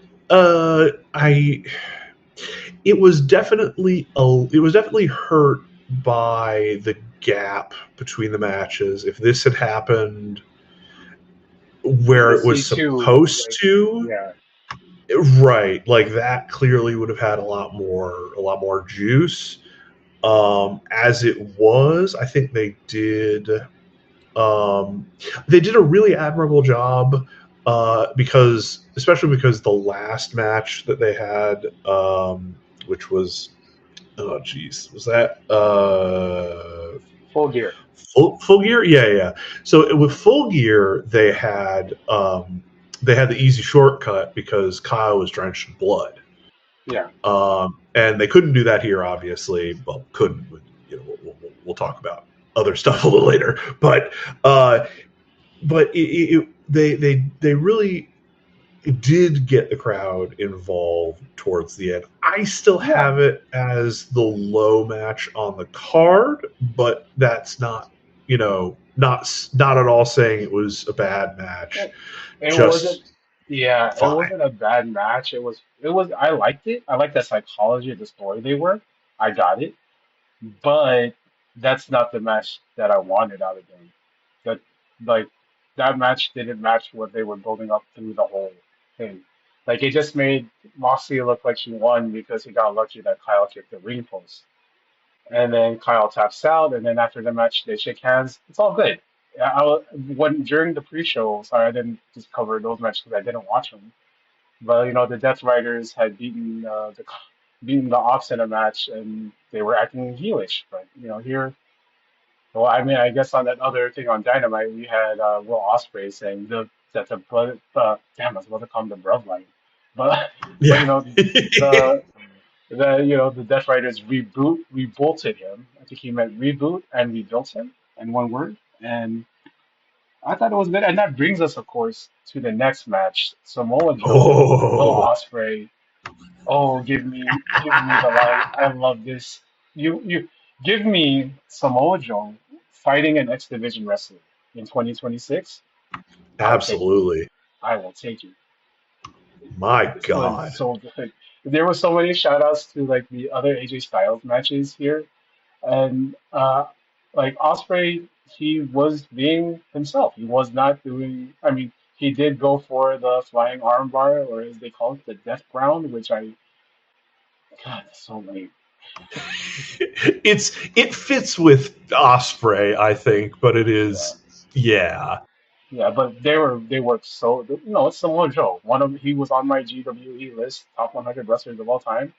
Work is nice and stiff and snug, and Joe has not lost a step despite being 300 pounds and 48 years old.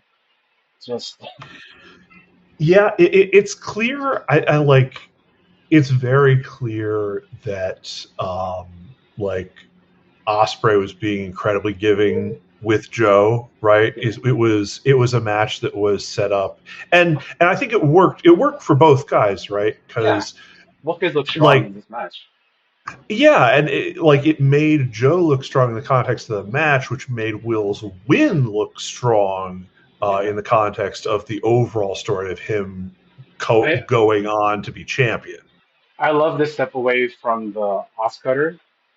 That I was love great. that so much. That step away and then hits the senton, and There are it just was so many like great moments in this match, like so many just disgusting Uranages. yeah. My favorite thing about this match, there was no teases for a Tiger Driver at all. He didn't go for Mhm. it because he's like he said on the promo on Wednesday. He's smaller. He's no longer as big as he was, so he can't do those moves. So why is he going to do it on this 300-pound Samoan dude? That's not going to work. He worked the match to this to the psychology of how he would have tried to win. And when Joe got that one kick out of the hidden blade, that was fire. You heard the crowd was like, Oh my god! I went ballistic. I went fucking crazy. because he hit him with I think like four hidden blades throughout the match. Like the first one, it didn't get the pin. The second one, it was to set up this other one, and then the fourth one was just like death. And the Enzu hidden blade is like my favorite version. Like that's the one that he KO'd, like legit KO'd Ibushi with. Yeah, right. And by the way, Ibushi doing standing moonsaults on that leg now is just crazy. I don't know that guy. He was It's working leg locks on his feed. He was showing himself working leg locks and kicking a heavy bag.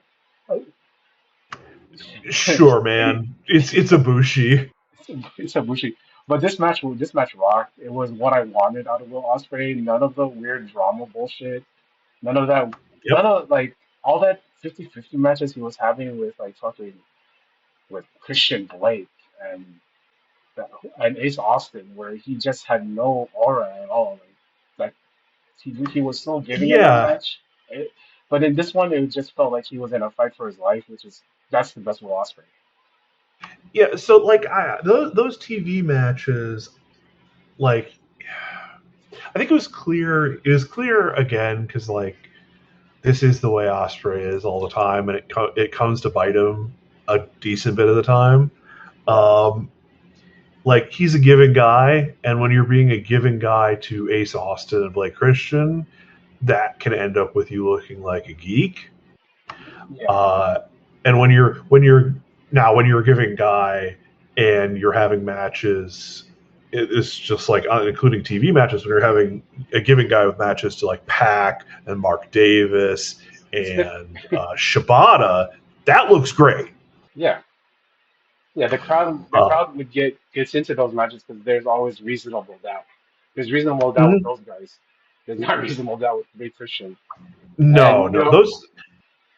I love that Joe gave him the respect Osu after the match. I hope that doesn't mean Joe. Well, I hope that doesn't mean Joe's going away, but because I loved him in his return back. But I mean, they have to film, his TV show sometime. So Yeah, I think he would be heading off for that yeah, soonish. We'll see. We'll see. I'm sure they'll do like a big write off thing for him. They usually do. yeah. Just excellent match. Two of the best workers of all time. I'm saying that. Yeah, I'm saying that. Fuck you, I'm Yep. saying that. Uh, And that brings us to the last Owen Hart Invitational match of the 3 here. We have, the most wanted man, Bandito. Fuck you, Nick Nemeth. I know our friend Jack really loves Nick Nemeth, but the most wanted man is God, Bandito. Uh, and we have him facing off with, my friend, my personal good friend, uh, you know, fan of the man who podcast, steals your Discord posts. man who steals my Discord post. Shout out to you, Swear Strickland. I like the Beat It jacket, I thought that was pretty dope. Uh, he did the Yeah, that snap. was cool. I did not know why nobody referenced it. Like, he did the snaps, he did the walk in. I wish he would have walked in with the moonwalk. That would have been, if he had walked in with the moonwalk and done a spin, I would have been, I would have, I I I know think Rich's sister was going crazy. so. I think the thing I'll say the one thing that I think would have put it off and made it more obvious. He needed the hat. Yeah, he needed a hat, and he needed to toss the hat. Or Yeah, Nana should have exactly. worn the Just, hat. Nana should have worn the hat just and the gloves, and then tossed it. yeah, just toss it in like into the crowd as you're going down. Just like don't look back. Just go. Poof. Yeah, that Yeah, would. But this match, holy cow, holy yeah, cow, yeah. PWG, PWG. Like, Yeah, shockingly, again, two of the best in the world doing their shit. yeah, I love this match. There was times that I really thought that Bandito was gonna pull it out. Like on the when he hit that 21, I love how he switched to doing the deadlift 21 plus as the finish. Because the one that he does when the guy just like bends over, which is cheap spread for like 5 minutes, as Bandito does the taunts and the run, it doesn't look as cool. But the deadlift Mhm. one, I love that. Uh, I really love the the house call from standing on Bandito's chest. Uh, That was so crazy. oh my. Like, it's so funny that Bandito was like a foot shorter than Swerve and he was being the base for him. It was just like crazy. Like, that poison Rana to the outside.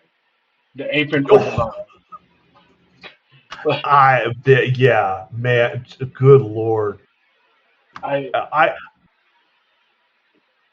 I have the one thing that I have been noticing. You're talking about the 21 plex with yeah. for Bandito. I have been noticing in his matches that the big matches, like the matches on the ROH pay per views or in AEW pay per views, I don't think he's won with the regular order 21 plex in Yeah. quite some time. It's been Like kicked out of. that's usually that's kind of turning into a transitional move. He's kind of making the deadlift 21 plex into his real, like, this is the finish. And then, like, we had teases for big pressure and all that. So the finish came after that. Man, I love Swerve using the vertebreaker. Like, Yes. oh man, the way he catches him countering the 21 plex and drills him with the vertebreaker and hits that one last, like, the that one just clean house call, gets the win, and we're off to the races. Muddy Cooper are predicting, thank you, Trish, that we're getting Will and Swerve in the finals. Yep. I can't wait to watch that match. And looking at like what's happened like throughout the rest of the card, I'm very interested in like how things really shape up because people are being made promises to, people are changing what they want to do, people are getting all this stuff drawn up, and this brings us, of course, to the traditional women's fatal four-way. We have Hikaru Shida versus Chris Statlander versus Jamie Hayter against defending champion, the Toxic Spider, Thekla. Fun, fun, fun, fun. Very fun match. Man, I Uh, thought they were gonna give it to Thekla like for no, I thought they were gonna give it to Jamie after for like 1 second. But it was not to be. yeah, I thought this was great. Like kind of 3 3/4 great workers of the match. Yeah, Sheeta, I think, has gotten a lot more together now that like she's clearly in something that has a future in the promotion. Like she's in a real program. She's really doing something. She's not just kind of getting pulled out of mothballs to lose on pay-per-view. Yeah. And then obviously I love that she's carrying the promo side of things. I love that. By the way, yes, it's Asian American Pacific Islander month, so I love seeing all the Asians on this card. You know, from Beaver Van to Wheeler Yuta to Takeshita Okada and Carl Shida. It's and Mina. It was great to see all the Asians on this card. Thank you, Tony.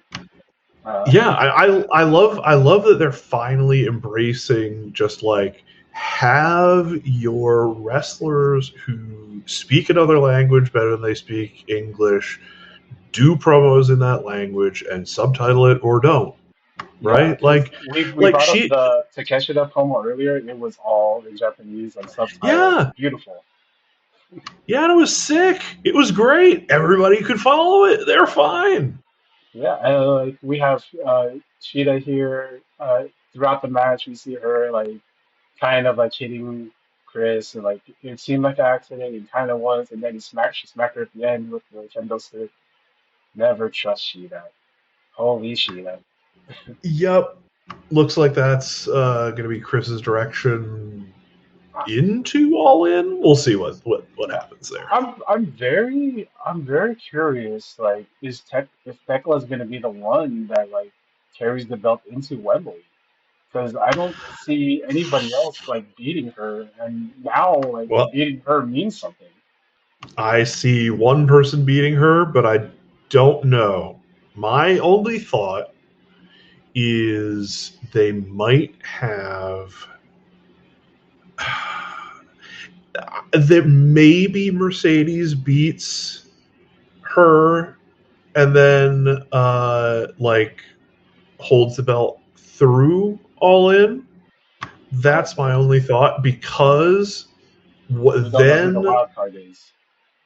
Well, no, I'm not. That's the thing, right? Yeah. Because I think if the wild card was going to be Mercedes, there would have been a wild card in the bracket beforehand, because that match got changed around because Willow hurt her shoulder and she's out of the tournament and she has vacated the TBS belt.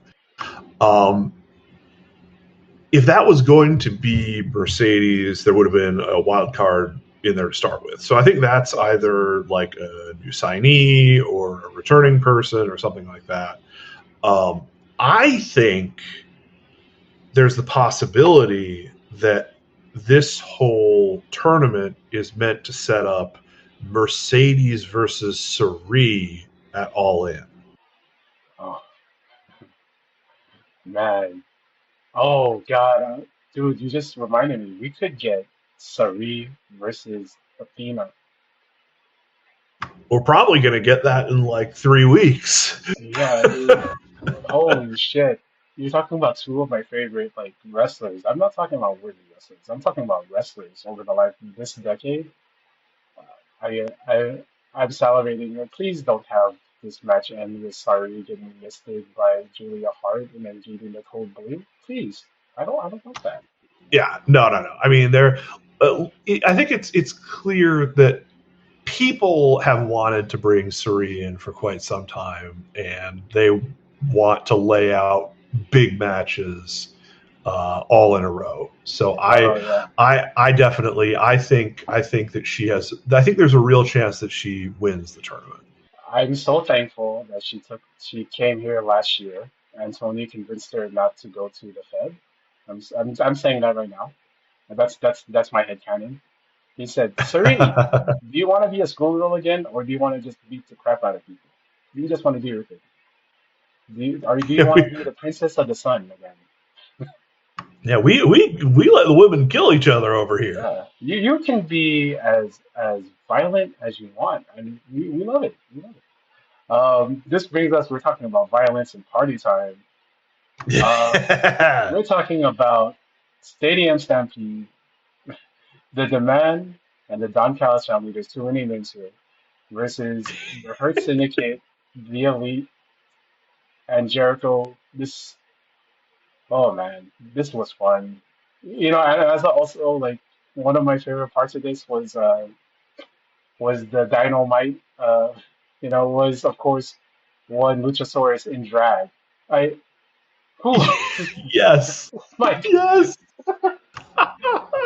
he was serving cunts as he was serving some dino cunt. Like he it was real. It was he was working.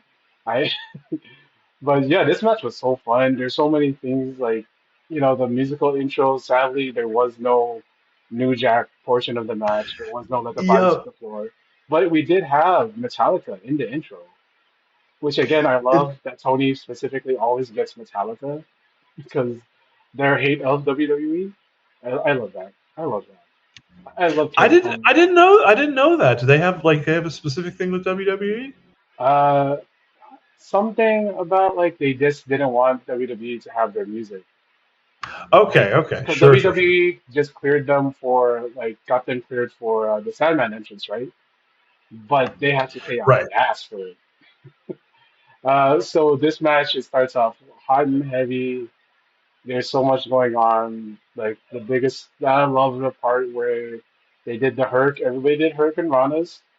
I love the part where everybody went through tables. I love these like crazy ECW, PWG melee matches. Like this is the kind of match that you want to have in a video game. I loved. I love Shelton seeing the Elite do topes and then just going, "I would like to do a tope." Yeah, And then Jericho getting up and doing crossbody from the top. yeah. It rules, man. Like I've been, well, Seth, I'm one of the guys who have loved Bobby and Shelton since I was like a kid. So like, they still look like they did when I was like 20 years ago, dude. Well, they look better actually. Seeing Weirdo Leo Rush reunite with Bobby Lashley, um, that was what was that? That was very fun. That was funny. Yeah, I love that. It's It's just like, Weirdo. hey, you're here too. All right, bye. Yeah, just jumped on this. Oh God, I gotta take Toa Leona out of here. who was that guy that was in the lunchroom? That I don't know who that was, but the crowd knew his catchphrase. I'm not gonna look it up. It's like Justin Invincible or something. He That's had invisible. he went viral like a few months ago, just like having like a kind of cringe like catchphrase promo thing. Also, Mark Davis legit got hurt on that table spot. He clipped his eye. Mark Davis died and then died again. Yeah, I love Satnam Singh. Come on, why isn't he on TV more? He should be. I love that he just gave a jobber what looked like the hardest and just worst in the sense of how it feels for you choke slam. Yeah, through a table. Oh my God. Oh, well, we got to see catering, which is fun. It's always Yeah. fun that it turns into a food fight. Janai Kai in the background for some reason. Shout Yeah, out to formerly MLW's Janai Kai. yeah, dude, I who is even in MLW anymore? Paul Walter Hauser, I guess. Um, They've been signing a whole bunch of indie names that I don't know. At yeah, least that's what Fightful tells me. that's fine. But this match was great. Kenny Omega with the Snapdragons. He was looking like a man who's motivated for some reason. Yeah, He's got some uh, motivation in him. yeah. I loved how they killed Ricochet with all the finishers. Yes, Like, but then you had Toa come in oh, it and was Khan. It was Khan.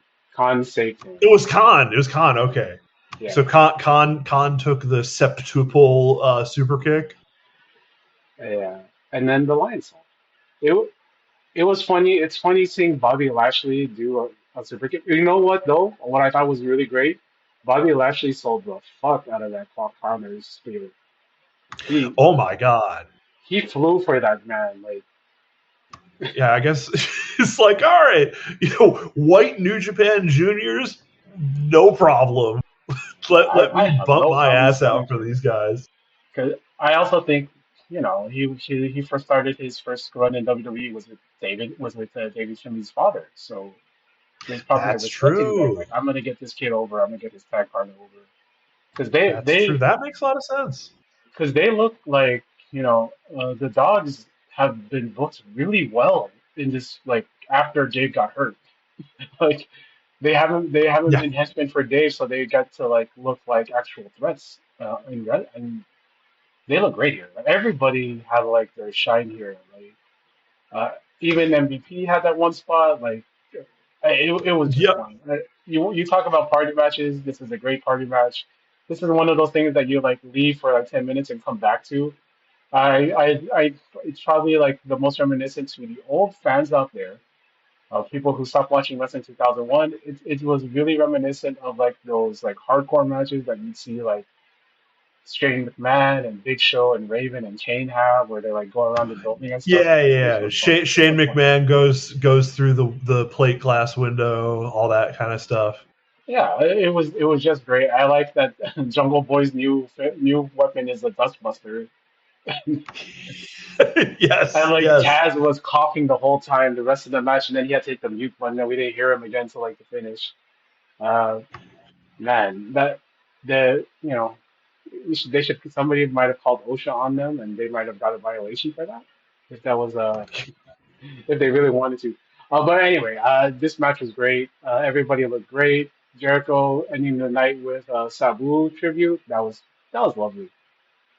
Like, Yeah, I thought that was really sweet. I thought that was really really wonderful. yeah, like, because Sabu was one of the first guys to put Jericho on the map here in the US when he had that match with him in ECW. And this was as ECW and PWG and all AEW. This is AEW. This is the AEW takes this like party match style and makes it their own. And there's a formula to it where they just say do all whatever the fuck you want, and these guys all had fun. And it's great to see the Team Old Man had a lot of fun with it.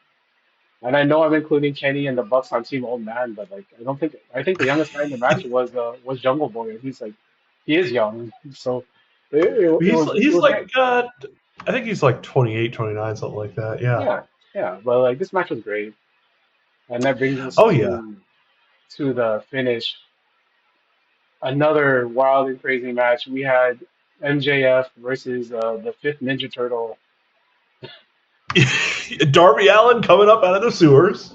Yeah, dude, it was Dar- just like the opening to Ninja Turtles 90 with Mikey like skateboarding in the sewer to pick up the dominoes. oh yeah, okay. Like, Yeah, that makes sense. because he also climbs up the thing and says like, keep the change, dude. I was expecting that. Like, this match was crazy. It was okay. Now I'm gonna preface this with this. I stopped watching when MJF won the belt at World's End because I just didn't like the direction of the company. I did not like Sure. how Yeah. I did not like how Hangman was just left out to dry. The whole belt changes. I did not like the MJF matches into Revolution where he just like absolutely destroyed Hangman, and then like the victory over Omega left a really bad taste in the mouth, which I get. Okay, well, and we'll talk about that after this. I get why that match was supposed to make me so mad. When Darby beat him, I started watching again because for me, I said if MJF loses, I'll watch. The Darby matches have been really, really must-watch TV. It's not reflected in the ratings, but what do the ratings mean now, anyways? What do they mean? Yeah. We don't know, anyways. Like, because I said it on my show, Trisha said it on her show, Dave said it on his show. What is even the method for this madness? And like, we don't even know like if these are all legit. So I enjoyed myself with the Darby matches. and I enjoyed this world title win for him. And they opened this show with a promo between Foley and MJF, and Mick Foley is my favorite wrestler. Okay, He Mick still Foley got it taking, on the mic. dude, when he took that pause and it Yeah. paused MJF, you could see visibly MJF was like, one of my heroes just acknowledged me like in a real way, right? Yeah. You saw like MJF, like he had like the smile and he had the tears in his eyes, like I'm fucking doing this with Mick Foley. I can't fucking believe it. And they had that promo. It was great to build heat for the main event. Match happens. That first bump on the tope. Tell me what you thought. that was Jesus Christ. It was certainly starting off as a Derby match, and it continued to be a Derby match from beginning to end, I think. The package pile driver on the steps. That was it. Dude, he was channeling the best Kevin Owens that he could. This was like Kevin Steen versus the PWG heads would get this. Okay, this was as much Kevin Steen versus Peter Avalon as you can get, with MJF being the bully, just like absolutely killing Darby and everything. And of course, Darby is made of rubber bands, so he bounces back and gets his too. Like this wasn't Darby just like laying back and taking all these big hits. He was also, because these guys are similar in size for the most part. Mhm. They were hitting each other with all their best moves. Like that diamond dust off the top rope was sick. I love Yep. that. And once they got to the part where they went and Darby had to do his I'm gonna dive 20 feet off the thing for a table spot. I was I thought that was cool, and then I saw the back of his head, and I was like, oh, maybe maybe no, it's Darby. He wants to do that. That's what he does. That's Well, what gives him life. it's also I think don't tell the New York Commission that whole thing was set up very much so that he could blade the back of his head. Yeah. Oh, definitely. Like he did disappear. They pulled him aside. He got pulled aside. He got pulled to the other side of the broken table with the ref and all the rest. But that set up the finish beautifully. Yeah, because it wasn't like when they went to it, it's not a deep gash. It's literally just like a nick. But because Darby's smart enough to have bleached blonde hair, it looks worse than it was. That finish, man. I thought he had him on the coffin drop, and then yeah, I thought he had him. But like MJF had to signal, of course, the great Chris Benoit as we go back to the Super J Cup '95 finish between Lionheart Chris Jericho and Wild Pegasus Chris Benoit with an Avalanche Tombstone Piledriver into the headlock takeover. MJF's new world champion, and I'm with it. How the fuck did they do this? How the hell did they make me like an MJF match finish? Well, it's simple. Like I said, they had MJF had a Darby match. There was no gaga. There was no bullshit. No, like the only person that got low blowed after a distraction to the ref was MJF. But I think that was fine within the flow of the match. Like that's, I think, really, like MJF has been built up as such a heel that there's almost nothing that a face could do to him that would not be seen as justifiable to a crowd. Yeah, and then Darby gets stretchered out, and we go back to MJF standing on top of the guy, getting reeled out on the stretcher, like he did to Hangman Page. We just, and out comes Kevin Knight for the save, and then what happened? Yep. So Kevin Knight runs MJF off. MJF kind of goes 3/4 of the way up the ramp, and Kevin Knight, who's by himself, Speedball is not with him. Kevin Knight goes up onto the corner post, and you see him just looking out looks like he's staring down Max. And then he gets up and he does a fucking UFO splash onto Darby on the stretcher. Yeah, I was like, okay, is this revenge for Speedball? What is this? Like, uh, I mean, I guess we'll find out who paid him. Maybe he got paid. I mean, if there's anybody that's going to be a new member of the Callis family, since there's a spot open, he would probably be perfect for that. Because Callis, Don Callis loves his beautiful men. Uh, it, I mean, I've been seeing the heelish side of him over the past couple of weeks, and it's interesting they did like this turn. It's interesting. I'm not saying it's bad yet. I'm saying it's interesting. I think for me, so I can kind of understand the general outlines of where this is coming from. I think that, like you said, they're definitely going to Wednesday. They're absolutely going to do a "Hey, Kevin Knight, what the fuck" type of segment.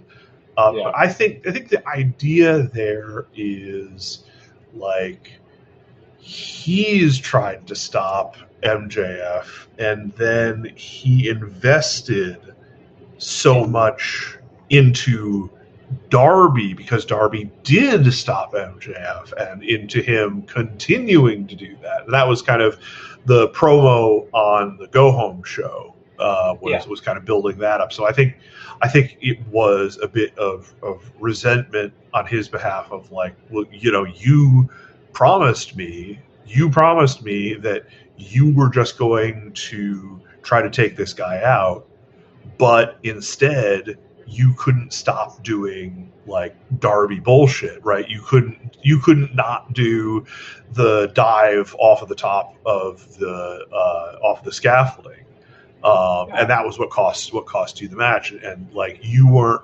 focused on MJF in the way that like I am, or something like that. I think that's where they're going. I will say I have wanted to see Kevin Knight as a heel for forever. Yeah. Like not quite when he came into the company, but not very long after that. I just like seeing his promos as like this guy, like he oozes confidence and charisma, which is like that's good for everything. I think the confidence in a heelish mode could really make him something special. Yeah, dude, if there's a fourth for Hurt Syndicate, he could be the guy for them. Not even a pin eater, but like Don Callis has so much on his table. I don't want it to go to him. I kind of want him to be on his own, actually. Exactly, yeah. Yeah, I want him. What I want him to do, because it's clear, right? He's probably going to be feuding with Speedball and then feuding with Darby, something like that. I'd imagine. Yeah. Like I think you could write Darby off until after Forbidden Door or something like that, and then have Kevin and Speedball feud. I think pairing him up with Darby in that way, after Darby has just pulled himself with this title reign into real like main event guy, right? He's there now. He was not necessarily put in the best position to get himself there, but he dragged himself into that position, and now he's being put into a position to bring Kevin Knight up along with him. Yeah, and I'm definitely looking forward to that. So what everybody's talking about is the pay-per-view redemption. Right? They're not even talking about Forbidden Door. That's right.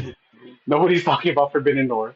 Everybody's talking about redemption because everybody, sources say that we're going to get Kenny Omega versus MJF, and Kenny Omega is going to take the belt from MJF. Hope, maybe, possibly. But, as Dave Meltzer says, plans change. But where do you see this, like, title reign going for MJF? Yeah, I feel like either way, like, redemption or at All In, it's a transitional reign. And people are Yeah, just waiting for him to lose, which that's not the memo of MJF ever. He's not just a placeholder. So I do wonder what they're going to do. I don't know what they're doing for Forbidden Door. MJF's relationship with Forbidden Door has always been kind of weird, right? They Like don't have he's a done. Tanahashi that will agree to lose to him. That's the thing. Yeah, that's right. I mean, I guess they could get Yuji Nagata. They could Get probably Goto. Goto. I don't know. I don't know. Actually, no. Uh, Goto's going to try to be promoting Street Fighter, so he's not going to want to take a loss. Oh, that's right. Yeah, maybe. I mean, he might just not be on that card, which is fine. You can do other shit. That's fine. I don't mind I it. would love to see him and Saya Kamatani do a promo together, just talking about how they don't need to be on the show. That's right.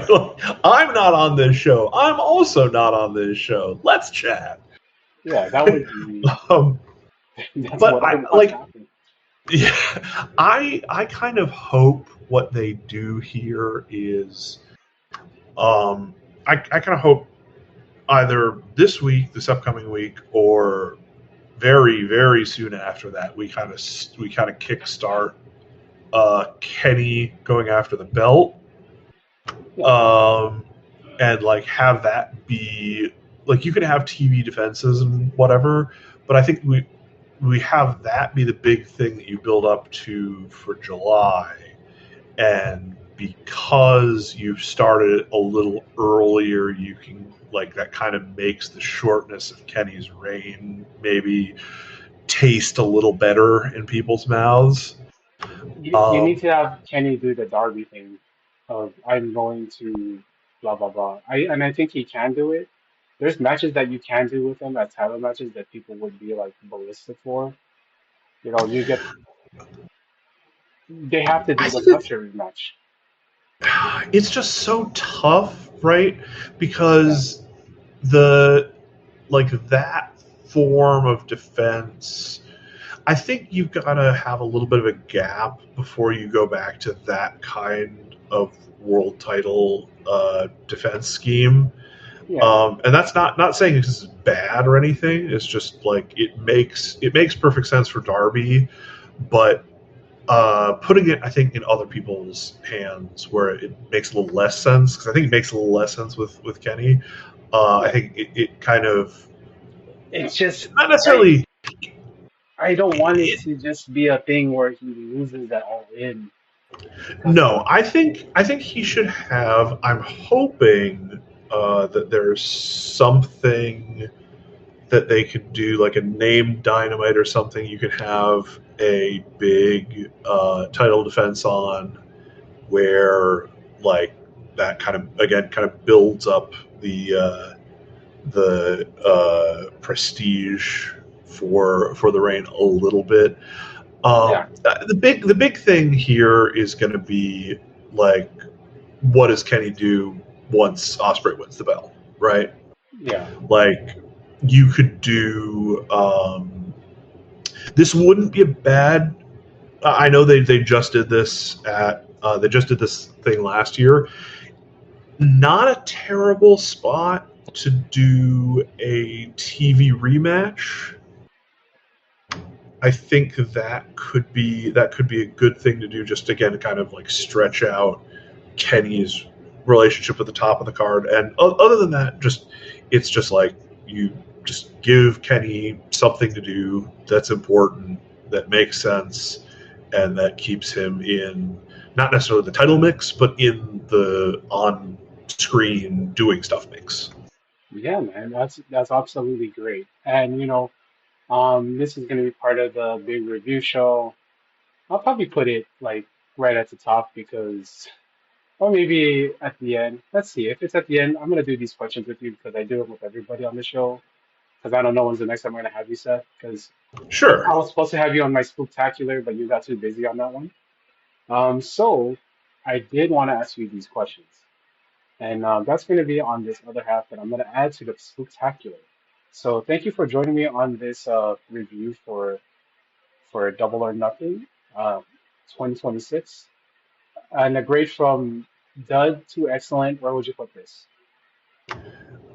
Right up at excellent. This is maybe the best Double or Nothing that they've ever done, and top 5 AEW pay-per-view overall. Absolutely, man. Thank you for coming, man. This rocked. I've always tried to get this guy on, Seth Rich Rogen. I don't think he has anything to plug. But yeah, he is on this. He's here, guys. Yeah, he's here. That's right. I have one thing to plug: World Communist Victory. That's it. All right.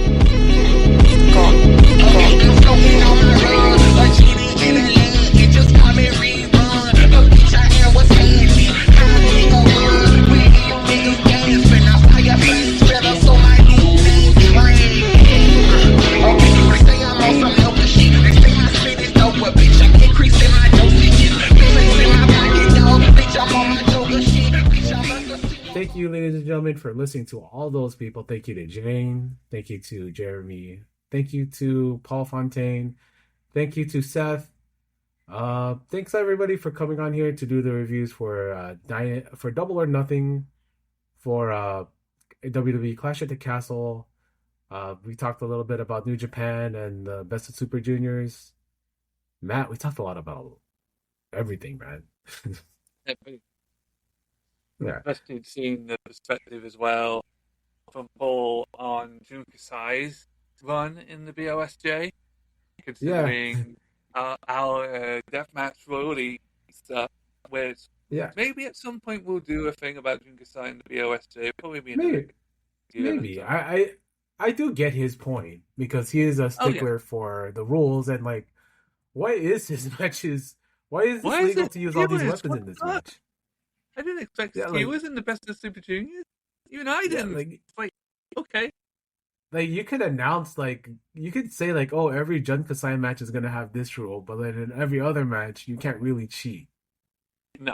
Like, so, like, you have that match, and then, like, otherwise you have, like, you have Daisuke Sasaki and Nobu and Sho just, like, cheating in every match, but then, like, having the ref turn their back and do all that stuff. I'm like, I would love, and this could have worked even better if Evil was still there.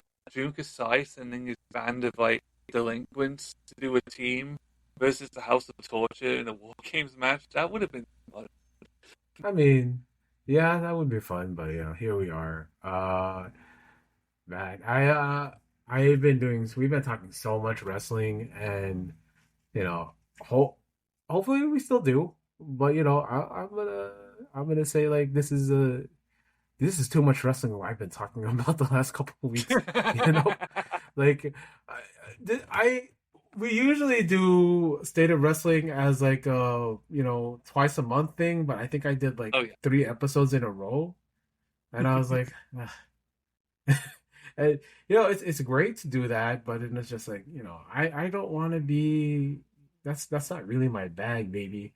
I just like to talk about wrestling sometimes, and Matt, I know you also do other things. I hope people did listen to, I do see that people listen to the pilot episode of Nerd Talking. Nice.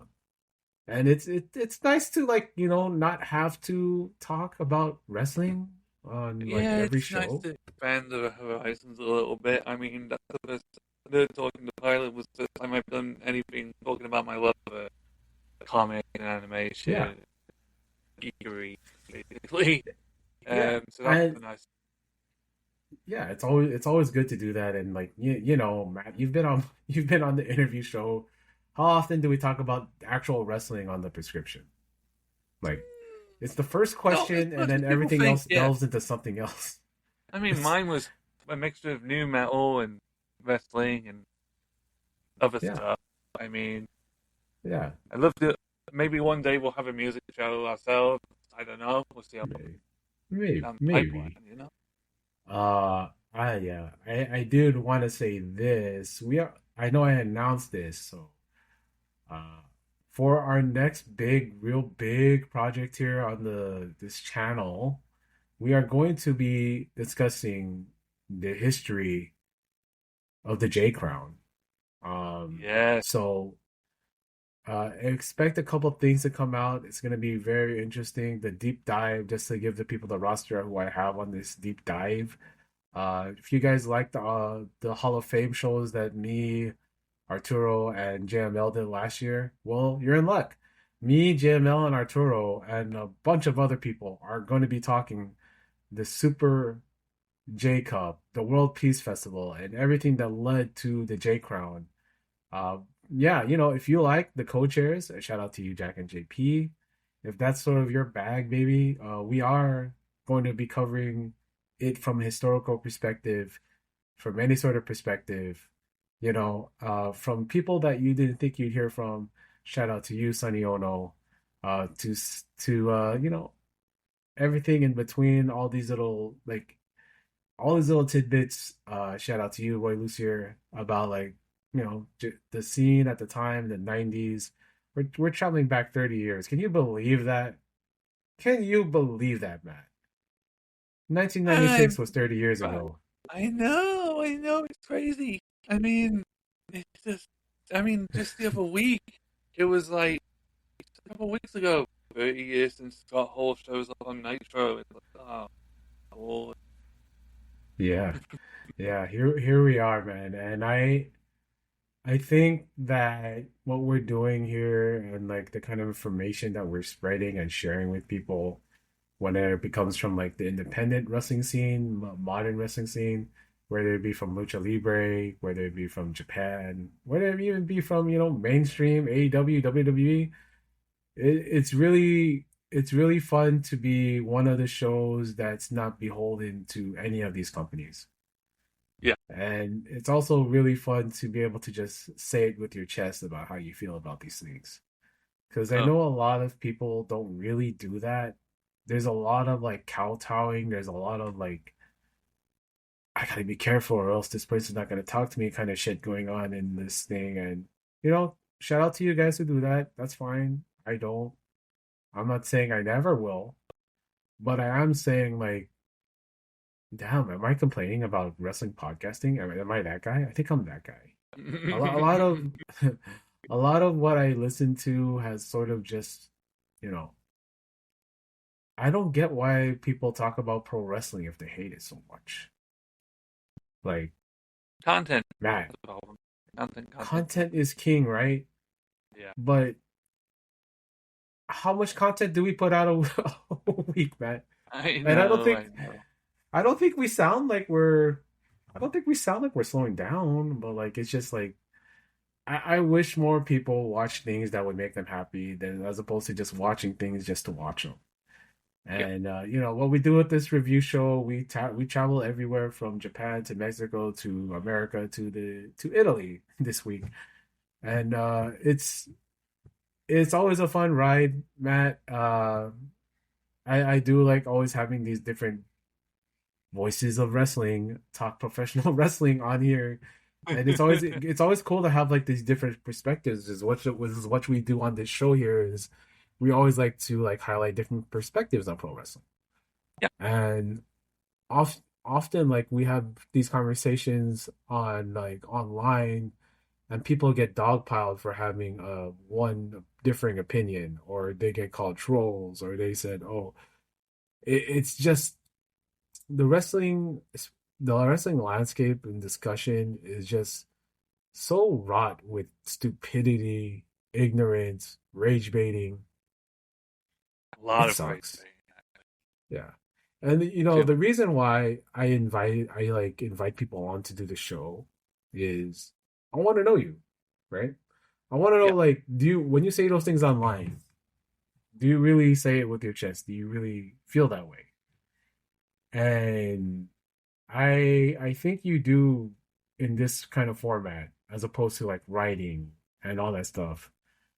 You do have context and you do hear intention when people speak. And I think that's important. Right. And I'm not degrading like the writing, because I love writing. I love reading articles. That's great. Yeah.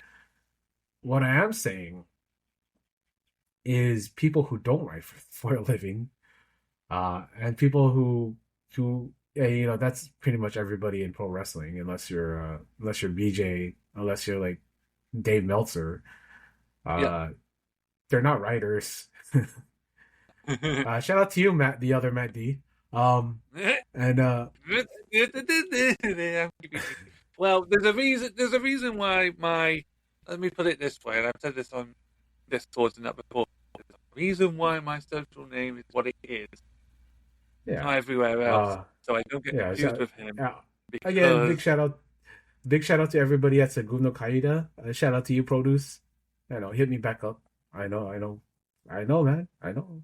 But come on, Produce, come on. You've got Super Smash Brothers at your first Canada show. It's gonna be great. Yeah, come on. Let's talk. Man, I'm about to quote Hulk Hogan. Let's talk turkey, brother. And anyway, we're about to do like other things. You're about to hear like conversations. This summer is gonna be pretty cool. Besides the J Crown, you're gonna have more of the lucha stuff. You're gonna probably hear, more of like this experimentation that we're doing. Some of the conversations I've had with people. Yeah, okay, yeah. Just to bring this a little bit like anime, I've been holding back. I do have a lot more people who you surprised talk to me coming on this show, and I did want to say this one point. If you don't like what you're doing, you can just stop. Yeah. And I, as someone who's not really beholden to like a release schedule or anything like that, I'm just like, this is just something that people, unless you're one of those guys who have like a business out of this podcast. If you do, shouts to you. I don't think that you can do this and talk about pro wrestling or really talk about anything and present your show as honest. And if you, how do I say this? Like, I see all these YouTube channels, right, with 35K views. Yeah. And the views expressed, it's always like, oh, this is the first time I'm watching this. Oh, blah, blah, blah, blah, blah. And I'm like, I'm not jealous of the views, but I am gonna say like, it just feels empty. Clickbait. It's all the clickbait. next Like, evolution of clickbait.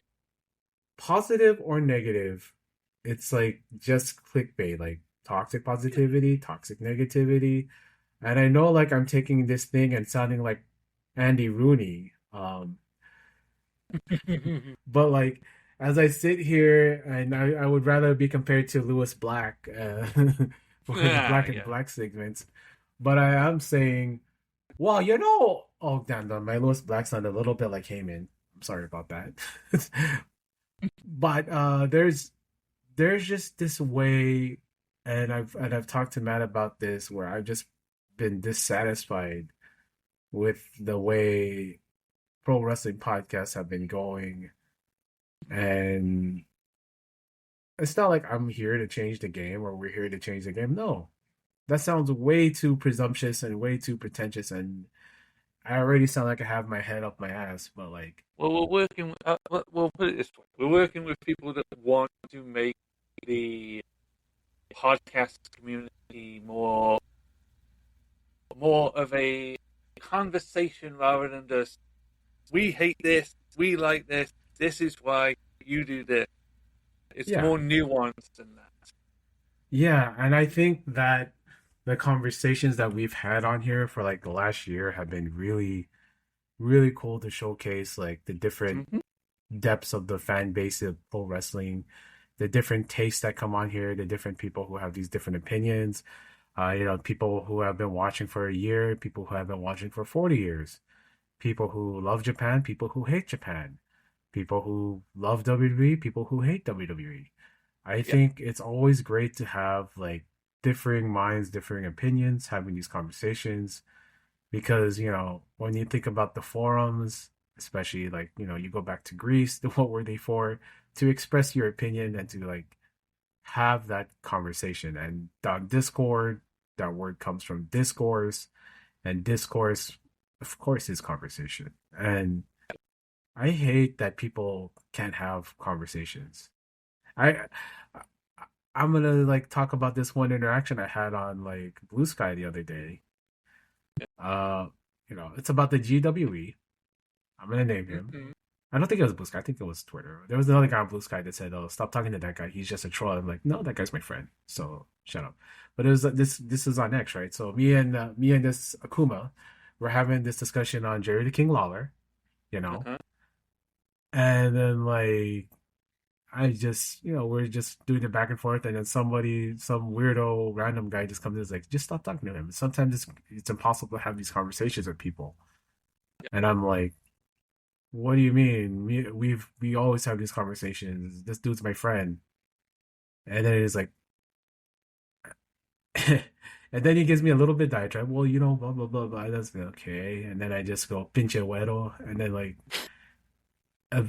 essentially he just does the white guy response of, "Oh no, I don't do that. I'm not gay." Blah blah blah blah blah blah blah. I'm like, "Oh, you are white." And I just think it's funny. He did it like a lot of that is like people like being clueless about the interactions between people. Like you don't know who's friends and who's not friends. And I just think discourse in pro wrestling is so stupid. People who like try to like control the conversations are so fucking.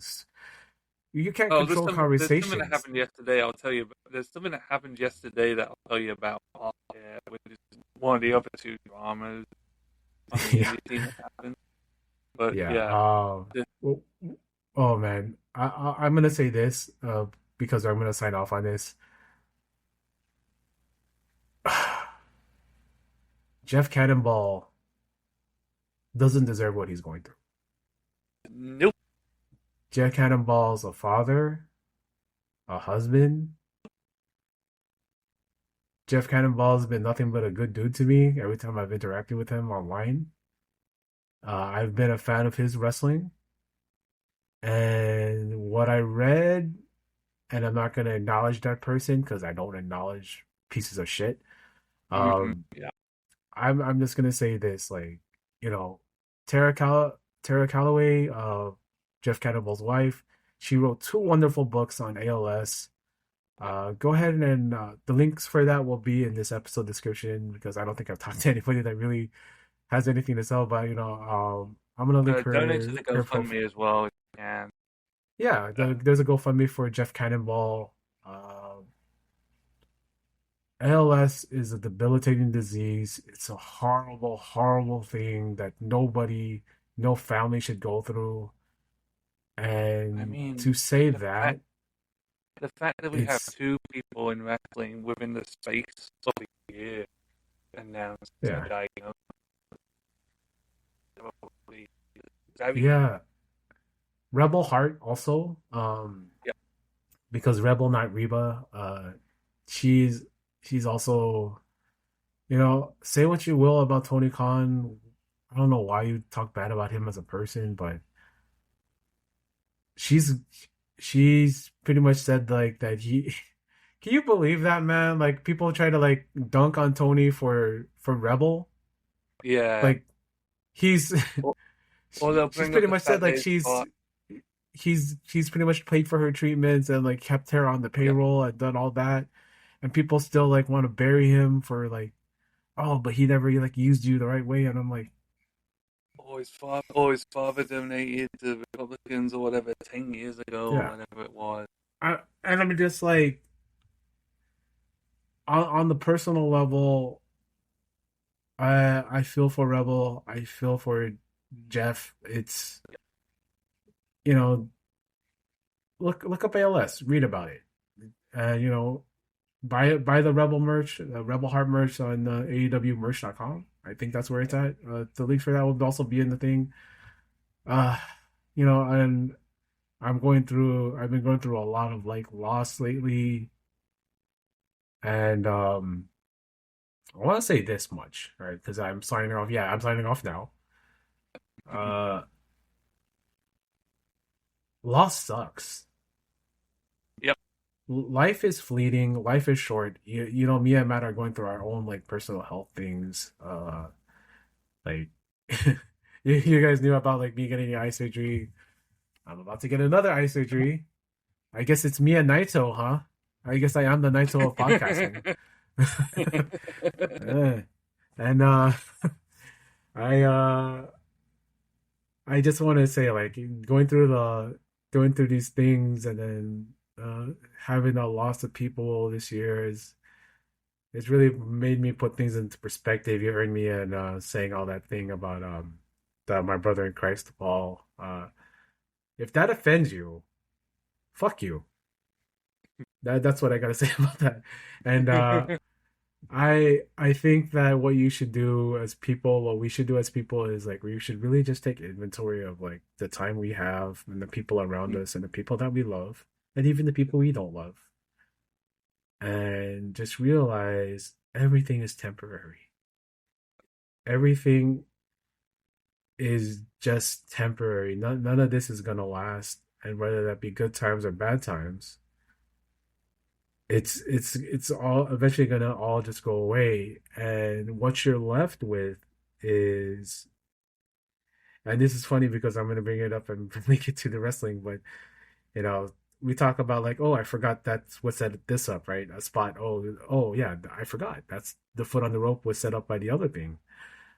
Well, what we remember in life are the things that really shape us as people. And you can let what shape you be something really gross and negative, or you can let that be when you see like the humanity in people and see people for the good in them. And I believe that inherently people are good because nobody really wants to be an asshole unless like you're really an asshole. And yeah, do not say that it's karma when people get these diseases. And you know, it's karma is that is not karma. And I hate it. I hate it. I hate it. I hate it. I hate it. Hated it. But you know, that was fun. Also, I think since this is coming out next week, you're gonna have heard the Pride show that me and Matt did with our friend Seth, which I think you guys are gonna enjoy. And you know, all I got to say is mate. If you want to know why we think Bloodsport is one of the gayest movies ever, yeah. particularly one really. It didn't start as that. It did. I'll say like we'll just do this right here because it didn't start as that. Okay, like we literally were just gonna like talk about Donald Gibb, talk about how badass Bloodsport was, and then Seth came out, and I was like, oh, I didn't know you were gay, and then it became our Pride show, which I think is perfect. Honestly, like if when you guys hear it, like it just organically became the Pride show, which I think and then it gets really serious near the end of it. But yeah. We have all the fun, and then we get really serious. But that's how it is. It's that's usually how this show goes, you know. And yeah, so I hope you guys enjoyed our conversations here with everybody that came on. You know, follow everybody on their social media. It's all going to be a link there. But once again, this is the prescription. This is the mega review show. Yeah, and I do love that I spell review as an REVEU because UE? I don't know, whatever. Damn, I just lost my Asian card with the spelling bee. I just got shut out. Oh, but no guy Montgomery for you. Yeah, the reason I do a review like that and say review because it's always a collaborative effort from different people coming on and sharing their thing. Yeah. That's what a review is. And you know, Matt, I'm gonna let you have the last word on this because, brother, I'm gonna tell you this. After a year of knowing you and bringing you onto the show and bringing you back to have your own show, and I know you're like in a different place because you know I was too, feeling pretty useless, and then like I think we bonded over the things that we're going through. I gotta tell you, man, I love you, man. I know it's hard for Love you you. British people to say that stuff, but No, I'm I love you too, man. Love you too, man. yeah, No way. But it's just funny, man. I just you know, you're valid. You exist as a bisexual man, and I exist, and I say that bisexuality is valid, despite what those people who made that Bohemian Rhapsody movie and then just had friggin' Freddie Mercury's like confirmed girlfriend lover in the movie said, "Oh, you're just gay." There's a lot of stuff to be said about There's a lot to be said about music biopics in the last decade. That one definitely started the problematic one of, oh, we'll let the estate handle it. You know, we'll make sure we're true before we bring it out. But that's a conversation for another. Yeah, that's a conversation for another time. So, Matt, it's Pride. I'm gonna let my Matt by God D get the last word here. All right. Hope you enjoyed the review. Hope you enjoy what we've got coming up, both myself and Doc, on our respective shows. And happy Pride Month, everybody. I know it's not video.